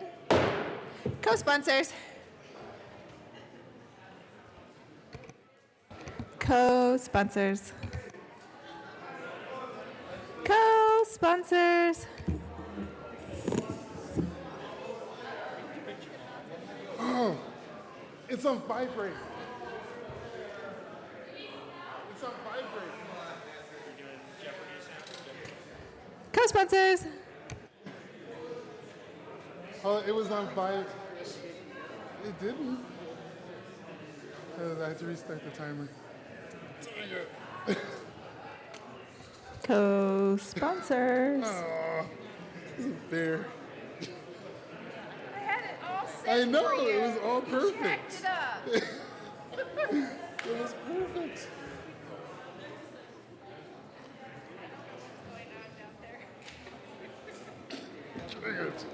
Oh, this- What are you two doing? He started it. I have nothing to do with this. no, yeah. No shenanigans here. Okay. Okay. All right. Bye.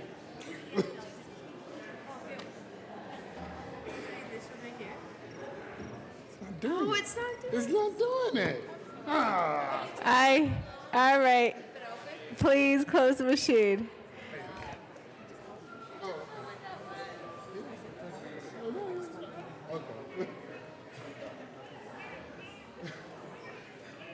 We figured you were going to keep it open, so we were going to play cricket.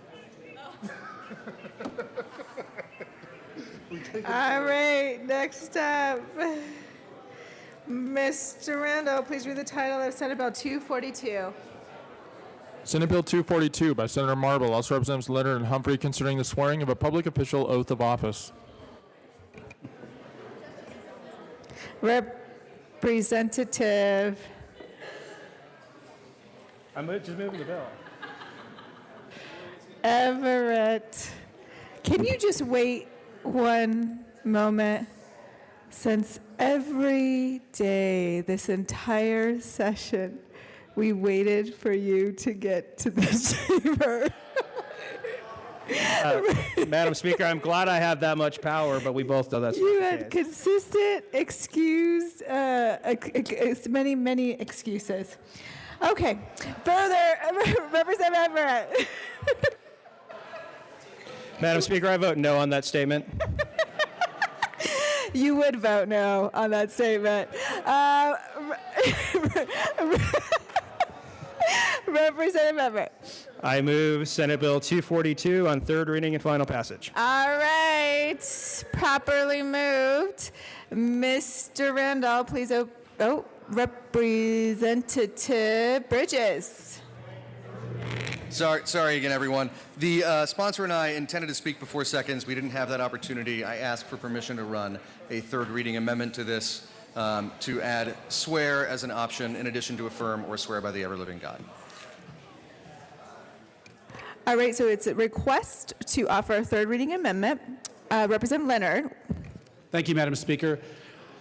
Yes, Representative Bridges and I did speak before this, and I am not in favor of granting permission for a third reading amendment. This is really a technical bill that went through back and forth of each house. It was complicated, but one issue was left out in order to be able to get this oath back to where it has always been since the inception of Colorado as a state.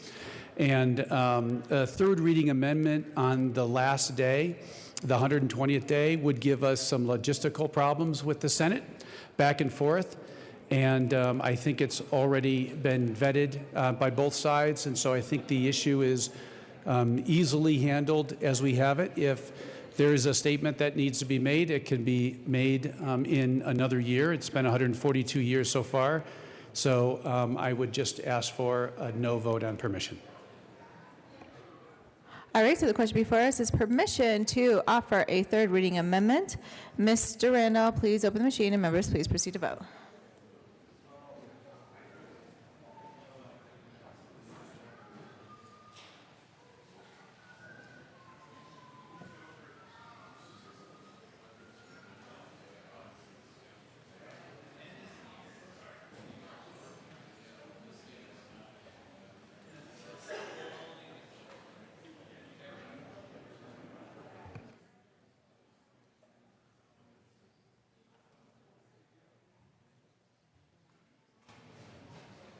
Please close the machine.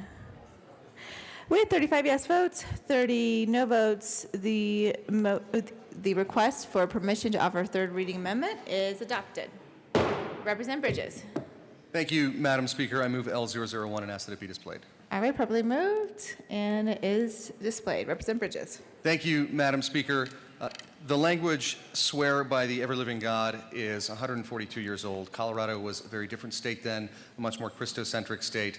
I would like to add into this bill the option to simply swear, affirm, or swear by the ever-living God. So we will be keeping that language in honor of our history, in honor of those who would like to do that, but in honor of all of those who have very different religious beliefs and in honor of the great religious diversity that our state now has, I think we need to give that option to folks who would choose to swear. Thank you. Representative Leonard. Thank you, Madam Speaker. Members, I would urge a no vote on this amendment. It's not a friendly amendment. I don't think this should be a religious discussion. This is a discussion that came out of the Statutory Revision Committee to make a lot of changes, and it wasn't meant to be anything substantive, especially not anything that was philosophical or religious. So this underlying bill is just a change, and I would urge that this doesn't turn into a debate that's anything other than just a legal change. So I would urge a no vote on this amendment. Thank you. Mr. Randall, please open the machine, and members, please proceed to vote on L001.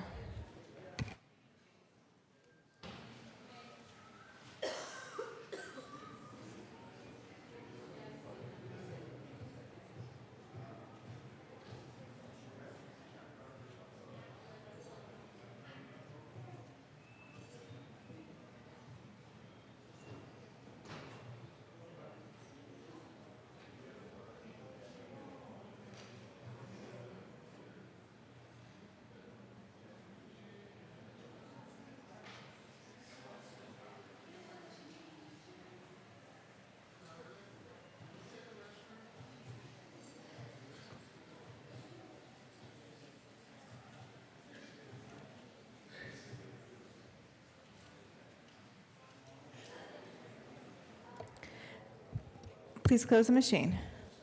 With 35 yes votes, 30 no votes, L001 is adopted.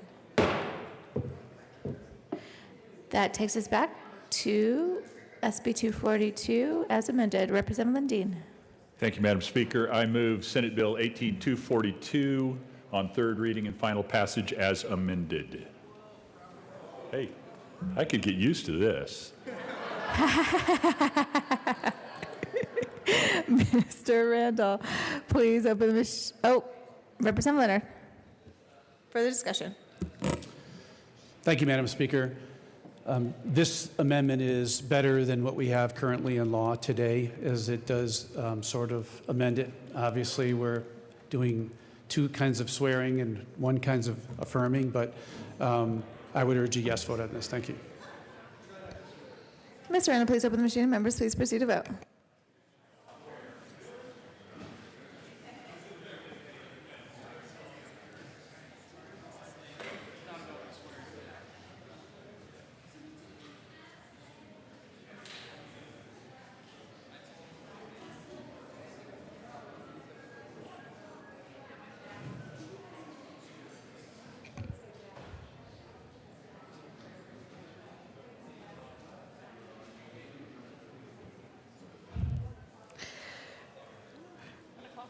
Representative Landgraf. Please close the machine. With 63 yes votes to no votes, Senate Bill 242 is repassed as amended. Co-sponsors.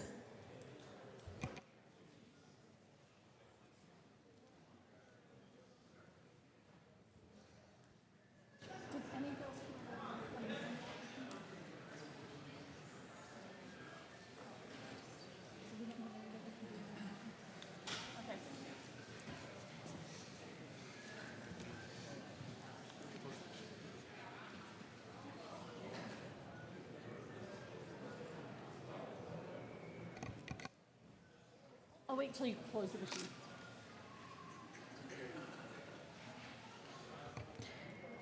Please close the machine.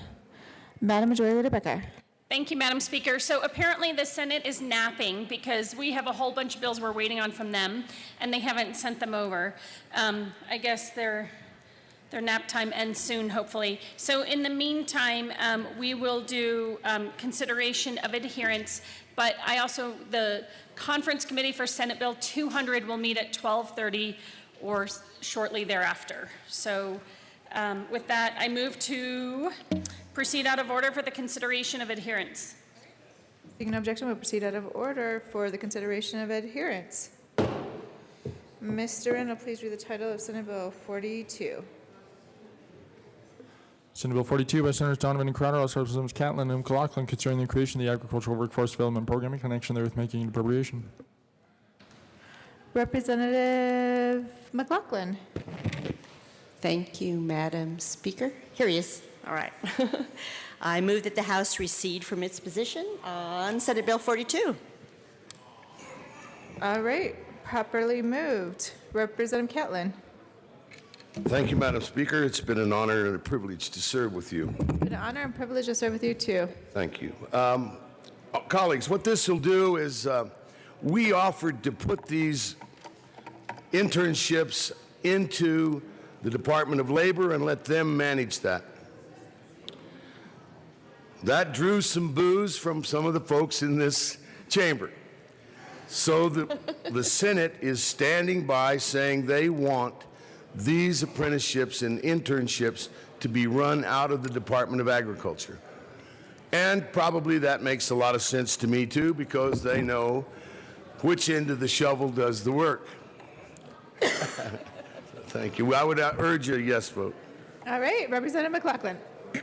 I agree. We heard you out there who voted no, so we're listened. All right, the motion before the House is received from its position on Senate Bill 42. Seeing no further discussion, Mr. Randall, please open the machine, and members, please proceed to vote.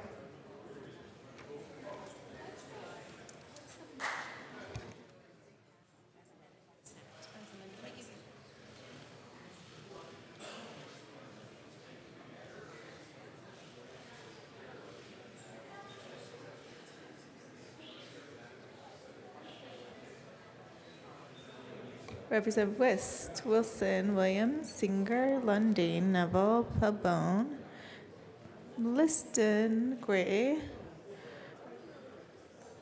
Coleman, Buck, Bridges,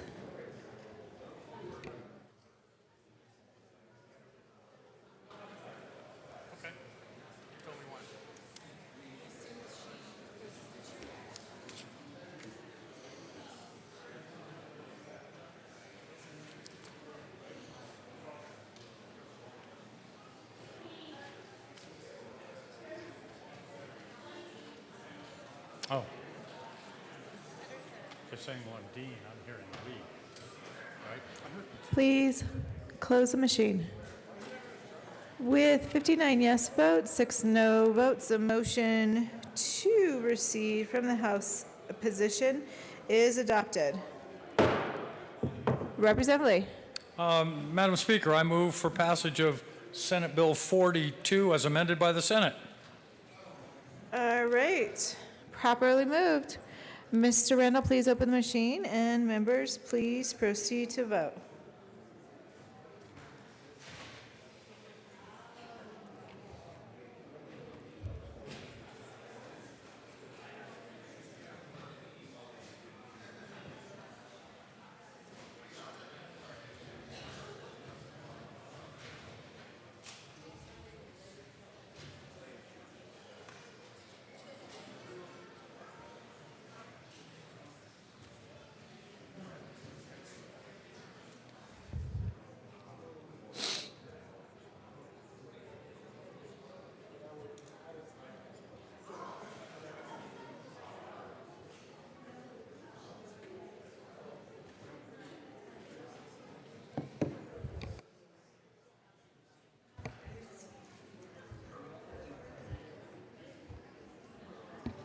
Please close the machine.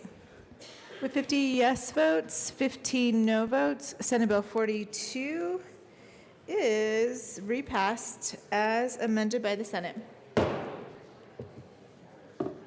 Co-sponsors.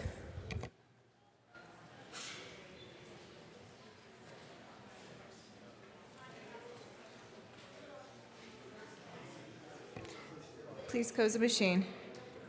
Mr. Randall, please read the title of Senate Bill 44. Senate Bill 44 by Senator Crowder, House Representative Landgraf, concerning a study on the ability of private employers to give preference to make certain employment decisions. Madam Majority Leader Becker. Thank you, Madam Speaker. I move to proceed out of order for the consideration of Senate Bill 166. Lois?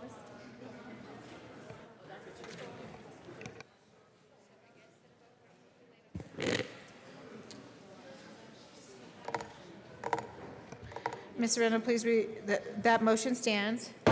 Mr. Randall, please read the title of Senate Bill 166. Senate Bill 166 by Senator Quorum, also Representative Harrod, concerning changing the maximum jail sentence for certain crimes from 1 year to 364 days. Representative Herod. Thank you, Madam Speaker. I move that the House adhere. All right. Motion to adhere on Senate Bill 166. Would you like to tell us why? Members, the Senate has chosen to adhere and create a study about this bill, and there's really nothing to study. We know what this bill does. We know what the crimes are. We know what it will do. So I don't want to waste our time, taxpayers' dollars, to create a study to look into that. I would like to adhere to the House position. Woo. Mr. Randall, please open the machine. And members, please proceed to vote on the motion to adhere.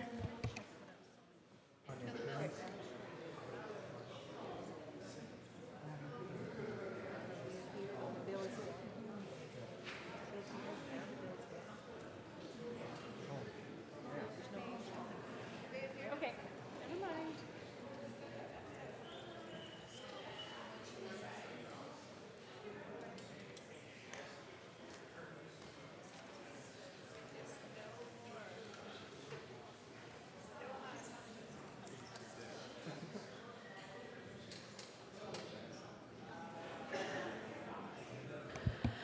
Representative Melton, Liston, Benavides, Madam Majority Leader Becker, and Representative Jay Becker. Please close the machine. With 36 yes votes, 29 no votes, the motion to adhere to the House position on Senate Bill 166 is adopted. And Senate Bill 166 is no more. The bill is dead. All right, next up, Madam Majority Leader Becker. Go ahead with 44. Okay, we're going to Senate Bill 44. Mr. Randall, please read the title of Senate Bill 44. Senate Bill 44 by Senator Crowder, also Representative Landgraf, concerning a study on the ability of private employers to give preference to veterans in making certain employment decisions. Representative Landgraf. Thank you, Madam Speaker. I move to recede from the House position. And may I make a statement? Sure. Yes? You can always make a statement. Thank you. Members, when someone chooses to serve in the armed forces, they choose a career direction that often comes at the expense of time and education for civilian jobs. They can come back afterwards and pursue higher education, and in some cases, they can transfer the skills they gained from their service to a civilian job. But regardless, for countless veterans, the transition into a civilian workforce can be challenging. The federal and state government has a program that gives veterans preference to jobs. What this bill does is allow private sector employers the same option. Over 40 states allow private sector employers to give veterans preference. If employers do not feel they need to or want to offer veterans preference, they don't have to.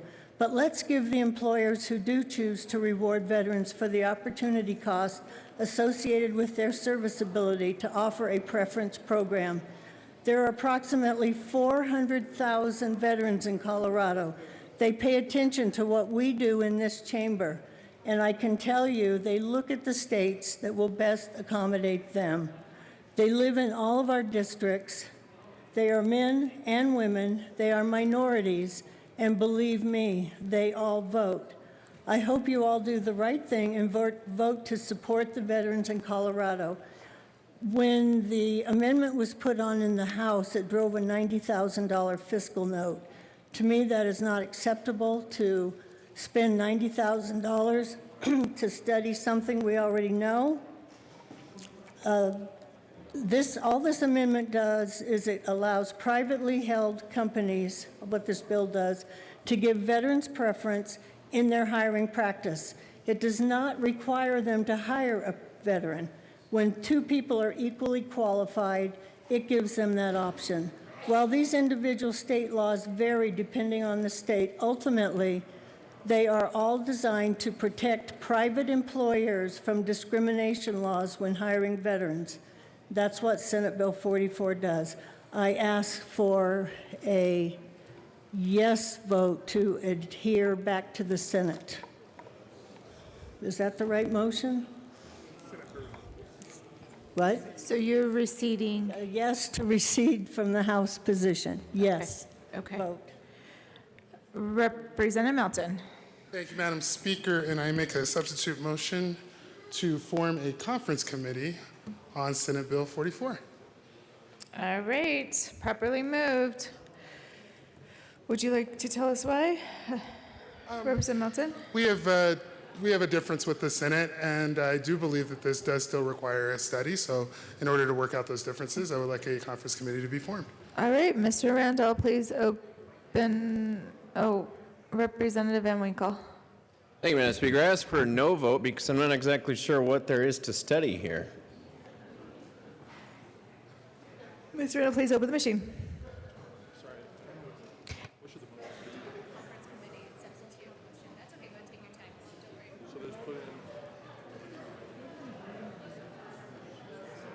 So the motion is a substitute motion to send this bill to a conference committee.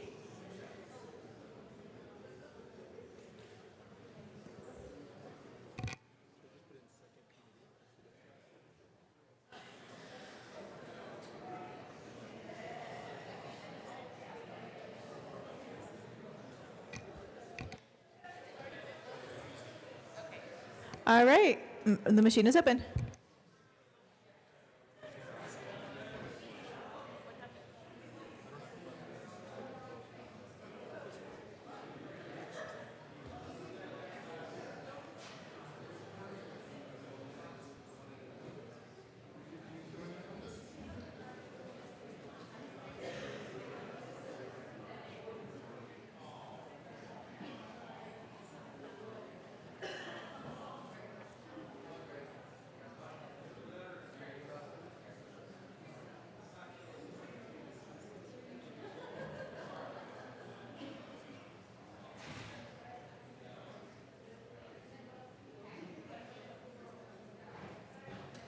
Please close the machine. With 34 yes votes, 31 no votes, the substitute motion is adopted. I'd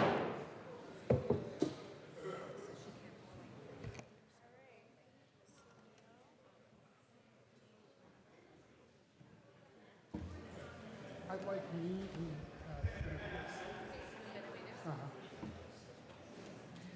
All right, the conferees will be Representative Melton, Representative Benavides, and Representative Landgraf.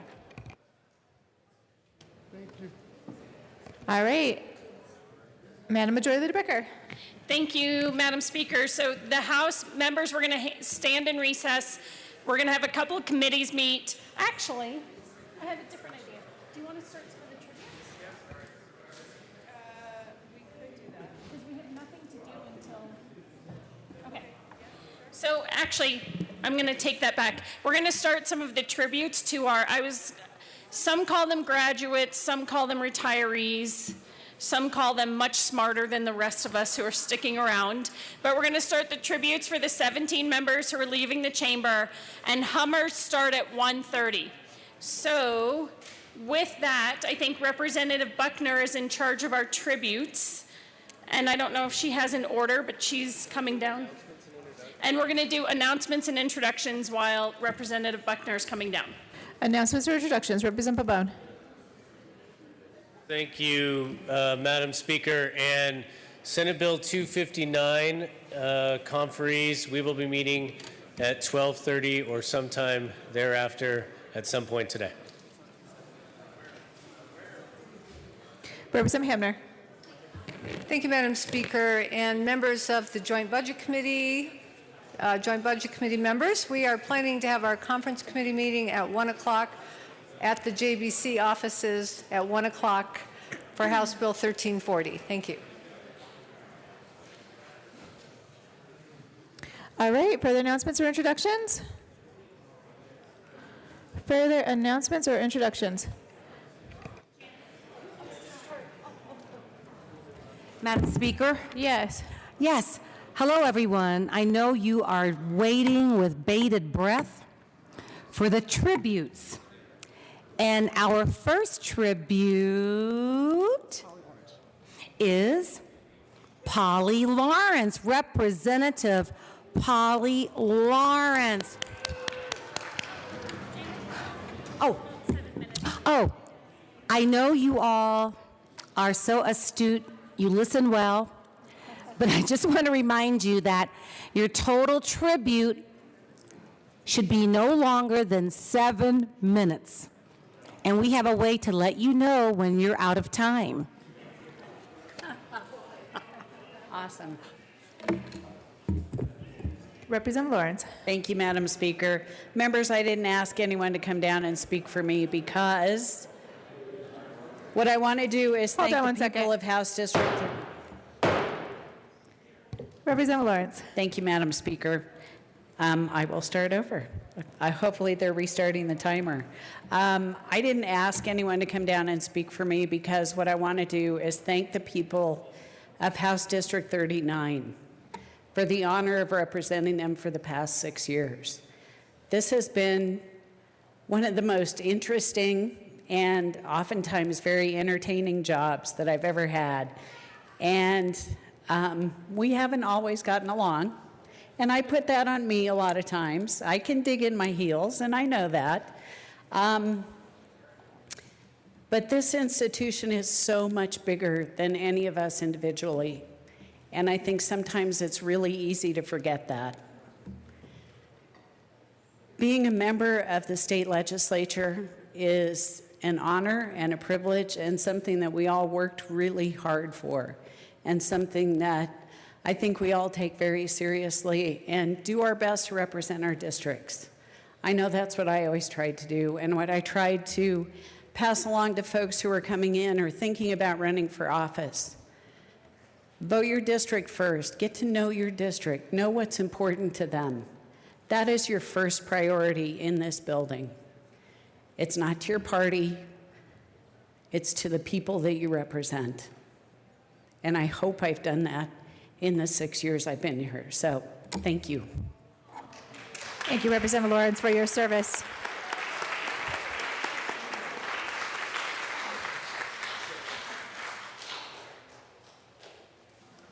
Representative Buckner, and by the way, thank you so much for doing this. This is really nice for everybody. Representative Buckner. Representative Lawrence, that was beautiful, and you didn't even use your whole 7 minutes. But if you had used your last 7 minutes, here's what you would have heard.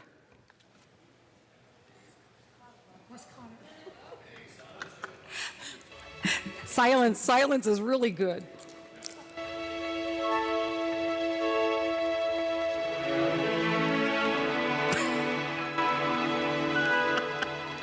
So, there you go. So that's just a warning. That's what you'll hear.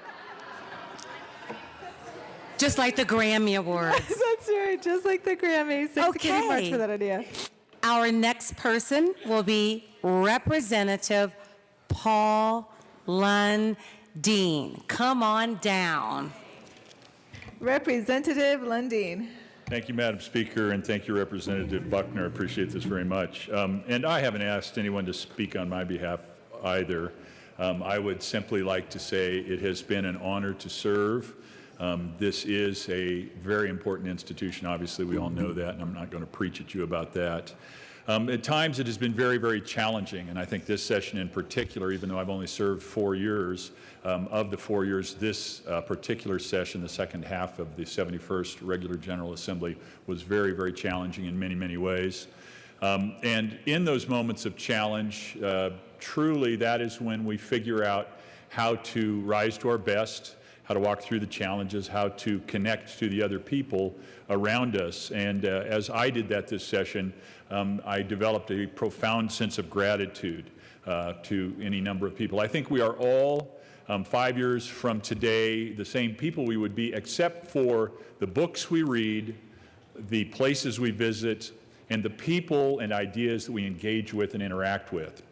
And so I feel incredibly blessed to have had the opportunity to interact with so many different people in so many meaningful ways, especially when we were in those moments of challenge.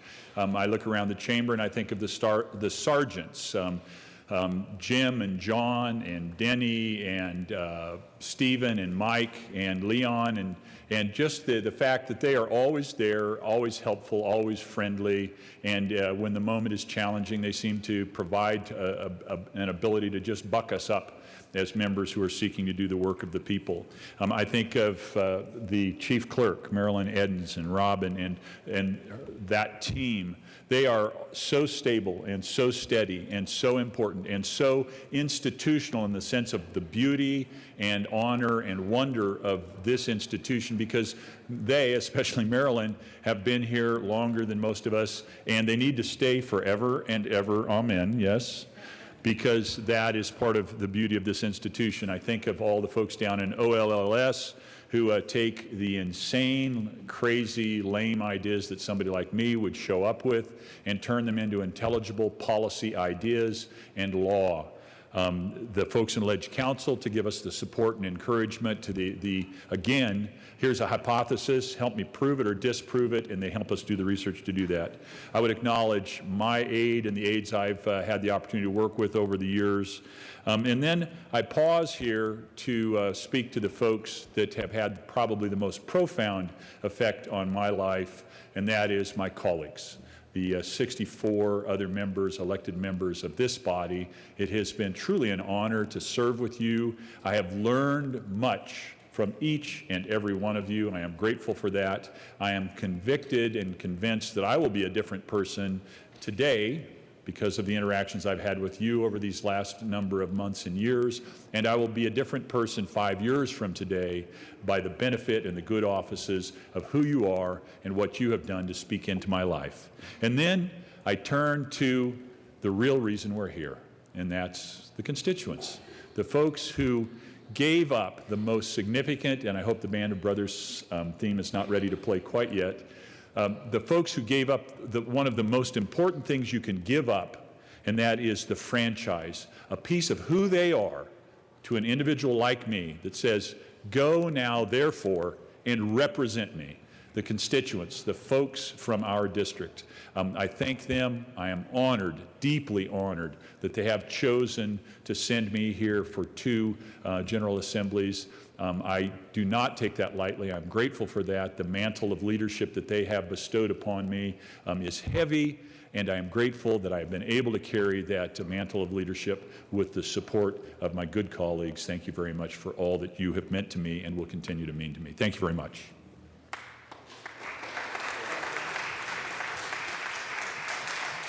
Thank you, Representative Lundin, for your service to our state. Representative Buckner.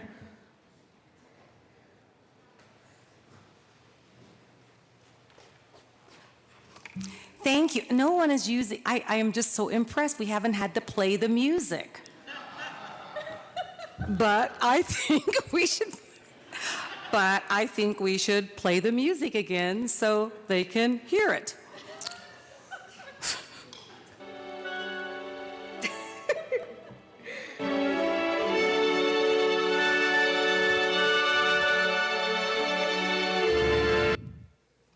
Next, I'm going to let another member of Health Services introduce the next person who will be doing their tribute.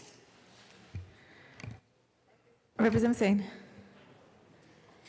Thank you, Madam Speaker.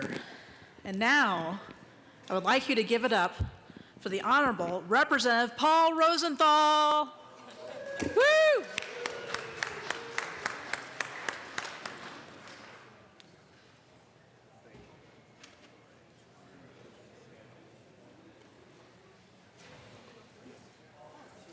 Representative Hamner. Thank you, Madam Speaker. Colleagues, I'm honored to be speaking on behalf of Representative Rosenthal. It's kind of hard to picture what this chamber is going to look like with so many seats changing, but it's been an honor for me to serve with Representative Rosenthal. He has the heart, that I think is so important that we don't lose as seats change here on the floor. I remember over the years how he's advocated for things that matter, not only to him as an individual, but also to the people that he represents and with whom he works. And I know this is an emotional moment for him, I see that. But you know, some of the issues that Representative Rosenthal has fought for range from Medicaid covering circumcision. Okay, come on, we have to have a lighter moment here, Paul. Cut it out, right? Sorry, just come on, we need a lighter moment. Affordable housing, my goodness, he always spoke eloquently so that we remembered the Holocaust during the Holocaust resolution, such a champion of that. And also not to forget fighting for the rights of large dogs. Now, I do have to admit that I did vote against that bill. I'm so sorry. But even through that, he still liked me. So this is the kind of representative and colleague Representative Rosenthal was to me, and I truly will miss him. Thank you. Representative Willett.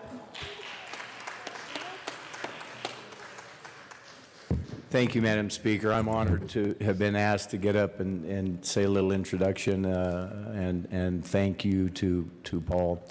You know, I first met him my freshman year.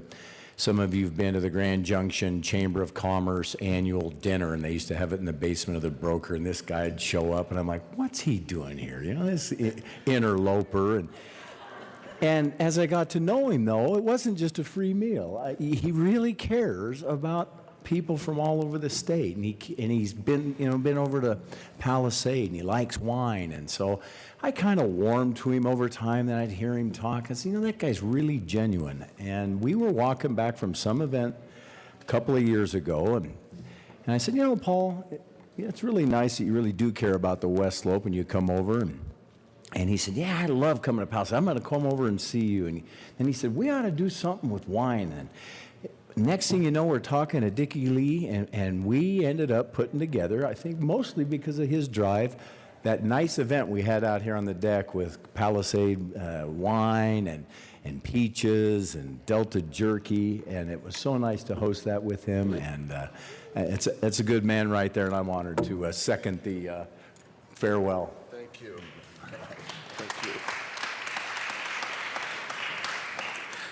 I don't know if I could.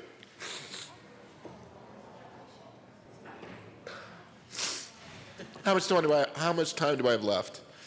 You have time, Representative Rosenthal. I don't know if I can get through it all. Excuse me, Madam Speaker. Representative Buckner.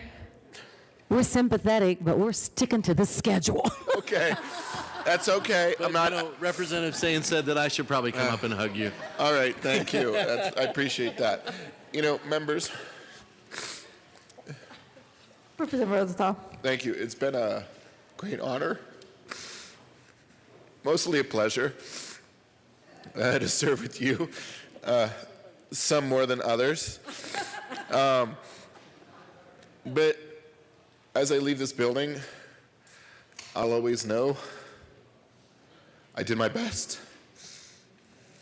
Every day, never missed a day in 6 years. Every bill, every vote, I did my best. My staff always did their best. Thank you to our staff. Thank you to all the staff, to our sergeants, to our clerks. They always did their best. And as I leave, I know it is too early. I hoped it'd be another 2 years. There are days I wonder why I would want to come back. But I know that every time I enter this building, it's hopefully I did it for the right reason. It was always to do the people's work for all the state of Colorado, not just Southeast Denver, the city of Denver, the entire state. And as you know, I always did my events, so hopefully I brought some cultural diversity to the Capitol, because this is also not just about our state, but also about our country and our world, our planet. We're only given one. There is no planet B. So I ask as I leave, for those of you who are staying or moving to the lower chamber, to be kind to each other. Be kind. Be kind. Be thankful for every day that you're here. Be thankful for every day that you're on this planet. Watch your anger. Please be careful about your anger and how you treat others. Watch the vitriol, the bitterness. It's not good for this chamber. It's not good for humans in general. I'm not perfect, but I always tried to make sure that I would come down to earth a little bit. It always helps, though, in the off session. As you know, I work at a correctional facility for boys, and so I would always get knocked down a few pegs. You know, Mr. Rosenthal, when are you going to get Rogaine? Or Mr. Rosenthal, are you a homosexual? And I was like, oh my God. So I always deflated my ego by the time I came back to this chamber. So I ask you also to be careful about you don't get too big of an ego, and just always remember, it's not about the badge. It's about the service. I've tried my best to do that as well. So thank you. Thank every one of you. It was an honor. It was a pleasure. Thank you.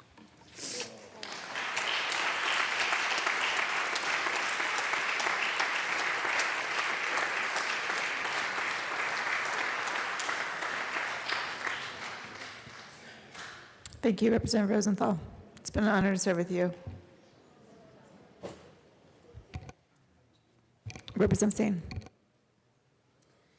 Steen. Thank you, Madam Speaker. Next, I am honored to present one of my very favorite colleagues to you, fellow IU alumni, Representative Mike Foote.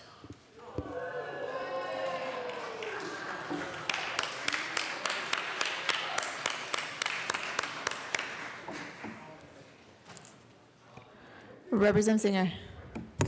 Thank you, Madam Speaker. And as a quick housekeeping measure before I begin, I want to thank Rep. Michelson-Janae, as also Bubby Michelson-Janae Jr. for watching Gwen while I'm opening up with this tribute here today. But Representative Foote, we almost got in here at about the same time. I was a few months before you on a vacancy. But I was trying to think of some embarrassing stories to tell you, or about you, but you're kind of boring, you know? You're a DA. When you first showed up to your first debate, I remember this, you sat there with your arms crossed, and I'm not sure whether the audience was like the defendant or the jury, but you loosened up. You loosened up. And I go back and I think about the bills you ran. You only ran about 80 of them. I did some time. So I'm going to go through them one by one here in the next 30 seconds. I'm not, but I'm going to say this. You showed up, and some of us have an idea about what we want to do. We want to, for me, it was child welfare, right? For other of us, it was schools. But for you, you said, I want to get here and solve problems. And I'm going, okay, well, there's a lot of them. But you did it, though. You showed up, and it wasn't just, you're known as the oil and gas guy. But every time our district had an issue, whether it was the flood, whether it was PTAC, whether it was the issue, probably the hardest one, crimes against pregnant women, all of those, you stood up, you got the people in a room together, and you solved the problem. So while you didn't pass all 80 of your bills, you stood up, you did the right thing. And I keep looking through this, and I can't imagine any other lawmaker will have the distinction of being criticized by the nation of Liechtenstein for your attempt to get rid of tax havens to make sure that everyone paid their fair share and we could fund our public schools. I mean, this is who you are. You're the man who stood up for the right thing at the right time, and you solved the problems of the people of Colorado. And now you're on to your next journey, and all I can say is I sincerely hope that the people of Boulder County know exactly what a great deal they're getting and what a loss the rest of the state is facing as you move on to solve new problems in your new career. And all I can say is thank you. I'm going to miss our town halls together. You, me, and Matt all getting up there. And every time a question about marijuana come up, you just take a giant step back and let me answer it. So, Representative Foote, thank you sincerely for your service, but more importantly, thank you for your friendship, and I can't wait to see what great things you get to do for the rest of your career in Boulder County. Representative Salazar. Thank you, Madam Speaker, and I do want to leave some time for Representative Foote. Leaders are born for our time, and Mike Foote was born to lead in this time for his district, because there are battles happening in his district, and he was born to lead. There are people who are concerned in his district about the ever-encroaching oil and gas industry. And it's not an industry you take lightly or an industry that is easy to fight, but this leader did it. Thank you, buddy. It's been an honor to serve with you. Representative Foote. Thank you very much, Madam Speaker. It's been a pleasure to serve with you, Madam Speaker. It has been a pleasure to serve with you too, Representative Foote. So I really didn't know what I was going to say here this morning. I was getting ready this morning, and my wife came walking in the room, and she kind of came in with a bigger smile than usual, saying, "Hey, today's your last day." She was pretty happy about that, actually. And so she asked me just quite simply, "Are you sad about that?" And I said, "Yeah, kinda not." and I'll explain that because there are so many opportunities here, and it's been such an honor to serve here. My biggest regret is that I haven't been able to do it more. I haven't been able to take advantage of all the educational opportunities, haven't had a chance to run more bills on more substantive issues, haven't had a chance to visit all of you in your districts. I tried to do the best that I could, and if I could do it all over again, I would come back retired, hopefully on para, and be able to take advantage of all those things. But having another job and a young family, of course, those require a lot of attention as well. And I've been so privileged to serve here and run the bills that I've been able to run and get to know all of you. And I know for a fact that I would not have known so many of you if it weren't for that. And for that alone, I think it's just been very worthwhile to hear everybody's perspectives, to learn more about yourselves and your districts. That's what I'm going to take with me the most, I think, is knowing all of you and to the extent that I could know about your districts. And really, it is such a privilege to serve here because it's the only place where you can serve and you can just one day run a bill on education policy and the next day run a bill on healthcare policy and the next day run a bill on energy policy. And I'm not saying that I was always successful in those things. I won some and lost some. But to be able to actually take a seat at the table, represent your constituents, and also fight for what you believe in, and do it in the way that this body allows us to do it has been such an honor. I guess the only thing I would say in closing is I hope you all will take to heart that we should always respect the institution. Other people have said this, but that really resonates with me as I've come towards the end of my tenure here because This is such a wonderful institution. There's such wonderful people here, from the staff to those of us that go through the 4 or 6 or 8 year revolving door here. We're so temporary here. Our constituents expect a lot of us. This institution should demand a lot of us. And I've come to respect the institution much more than I would have even expected. I didn't know too much about it before I came down here, frankly. I'd been down here maybe 2 or 3 times before I was elected. But since I've been down here, I've just had so much respect for it, and so much respect for you all as well for doing what you do and for serving.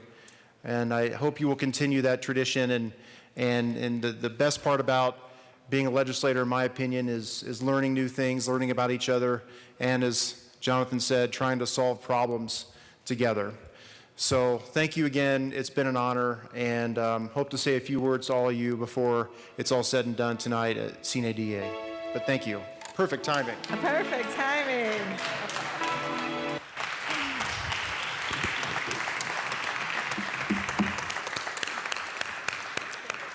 Look, Representative Foote, you were getting a standing ovation and you missed it. Sorry, I'm too busy playing with the ass. I will not say that on the mic. I'm not going to say that on the mic. You know, if we haven't learned anything else today from the tributes, we should know that you can say a lot in 7 minutes. You really can. If I'm not mistaken, Madam Speaker, we have to break now for conference committees. All right, we will break for conference committees. So stay tuned, because when you come back, we have more tributes. All right, thank you so much. Nicely done. Assistant Majority Leader Garnett.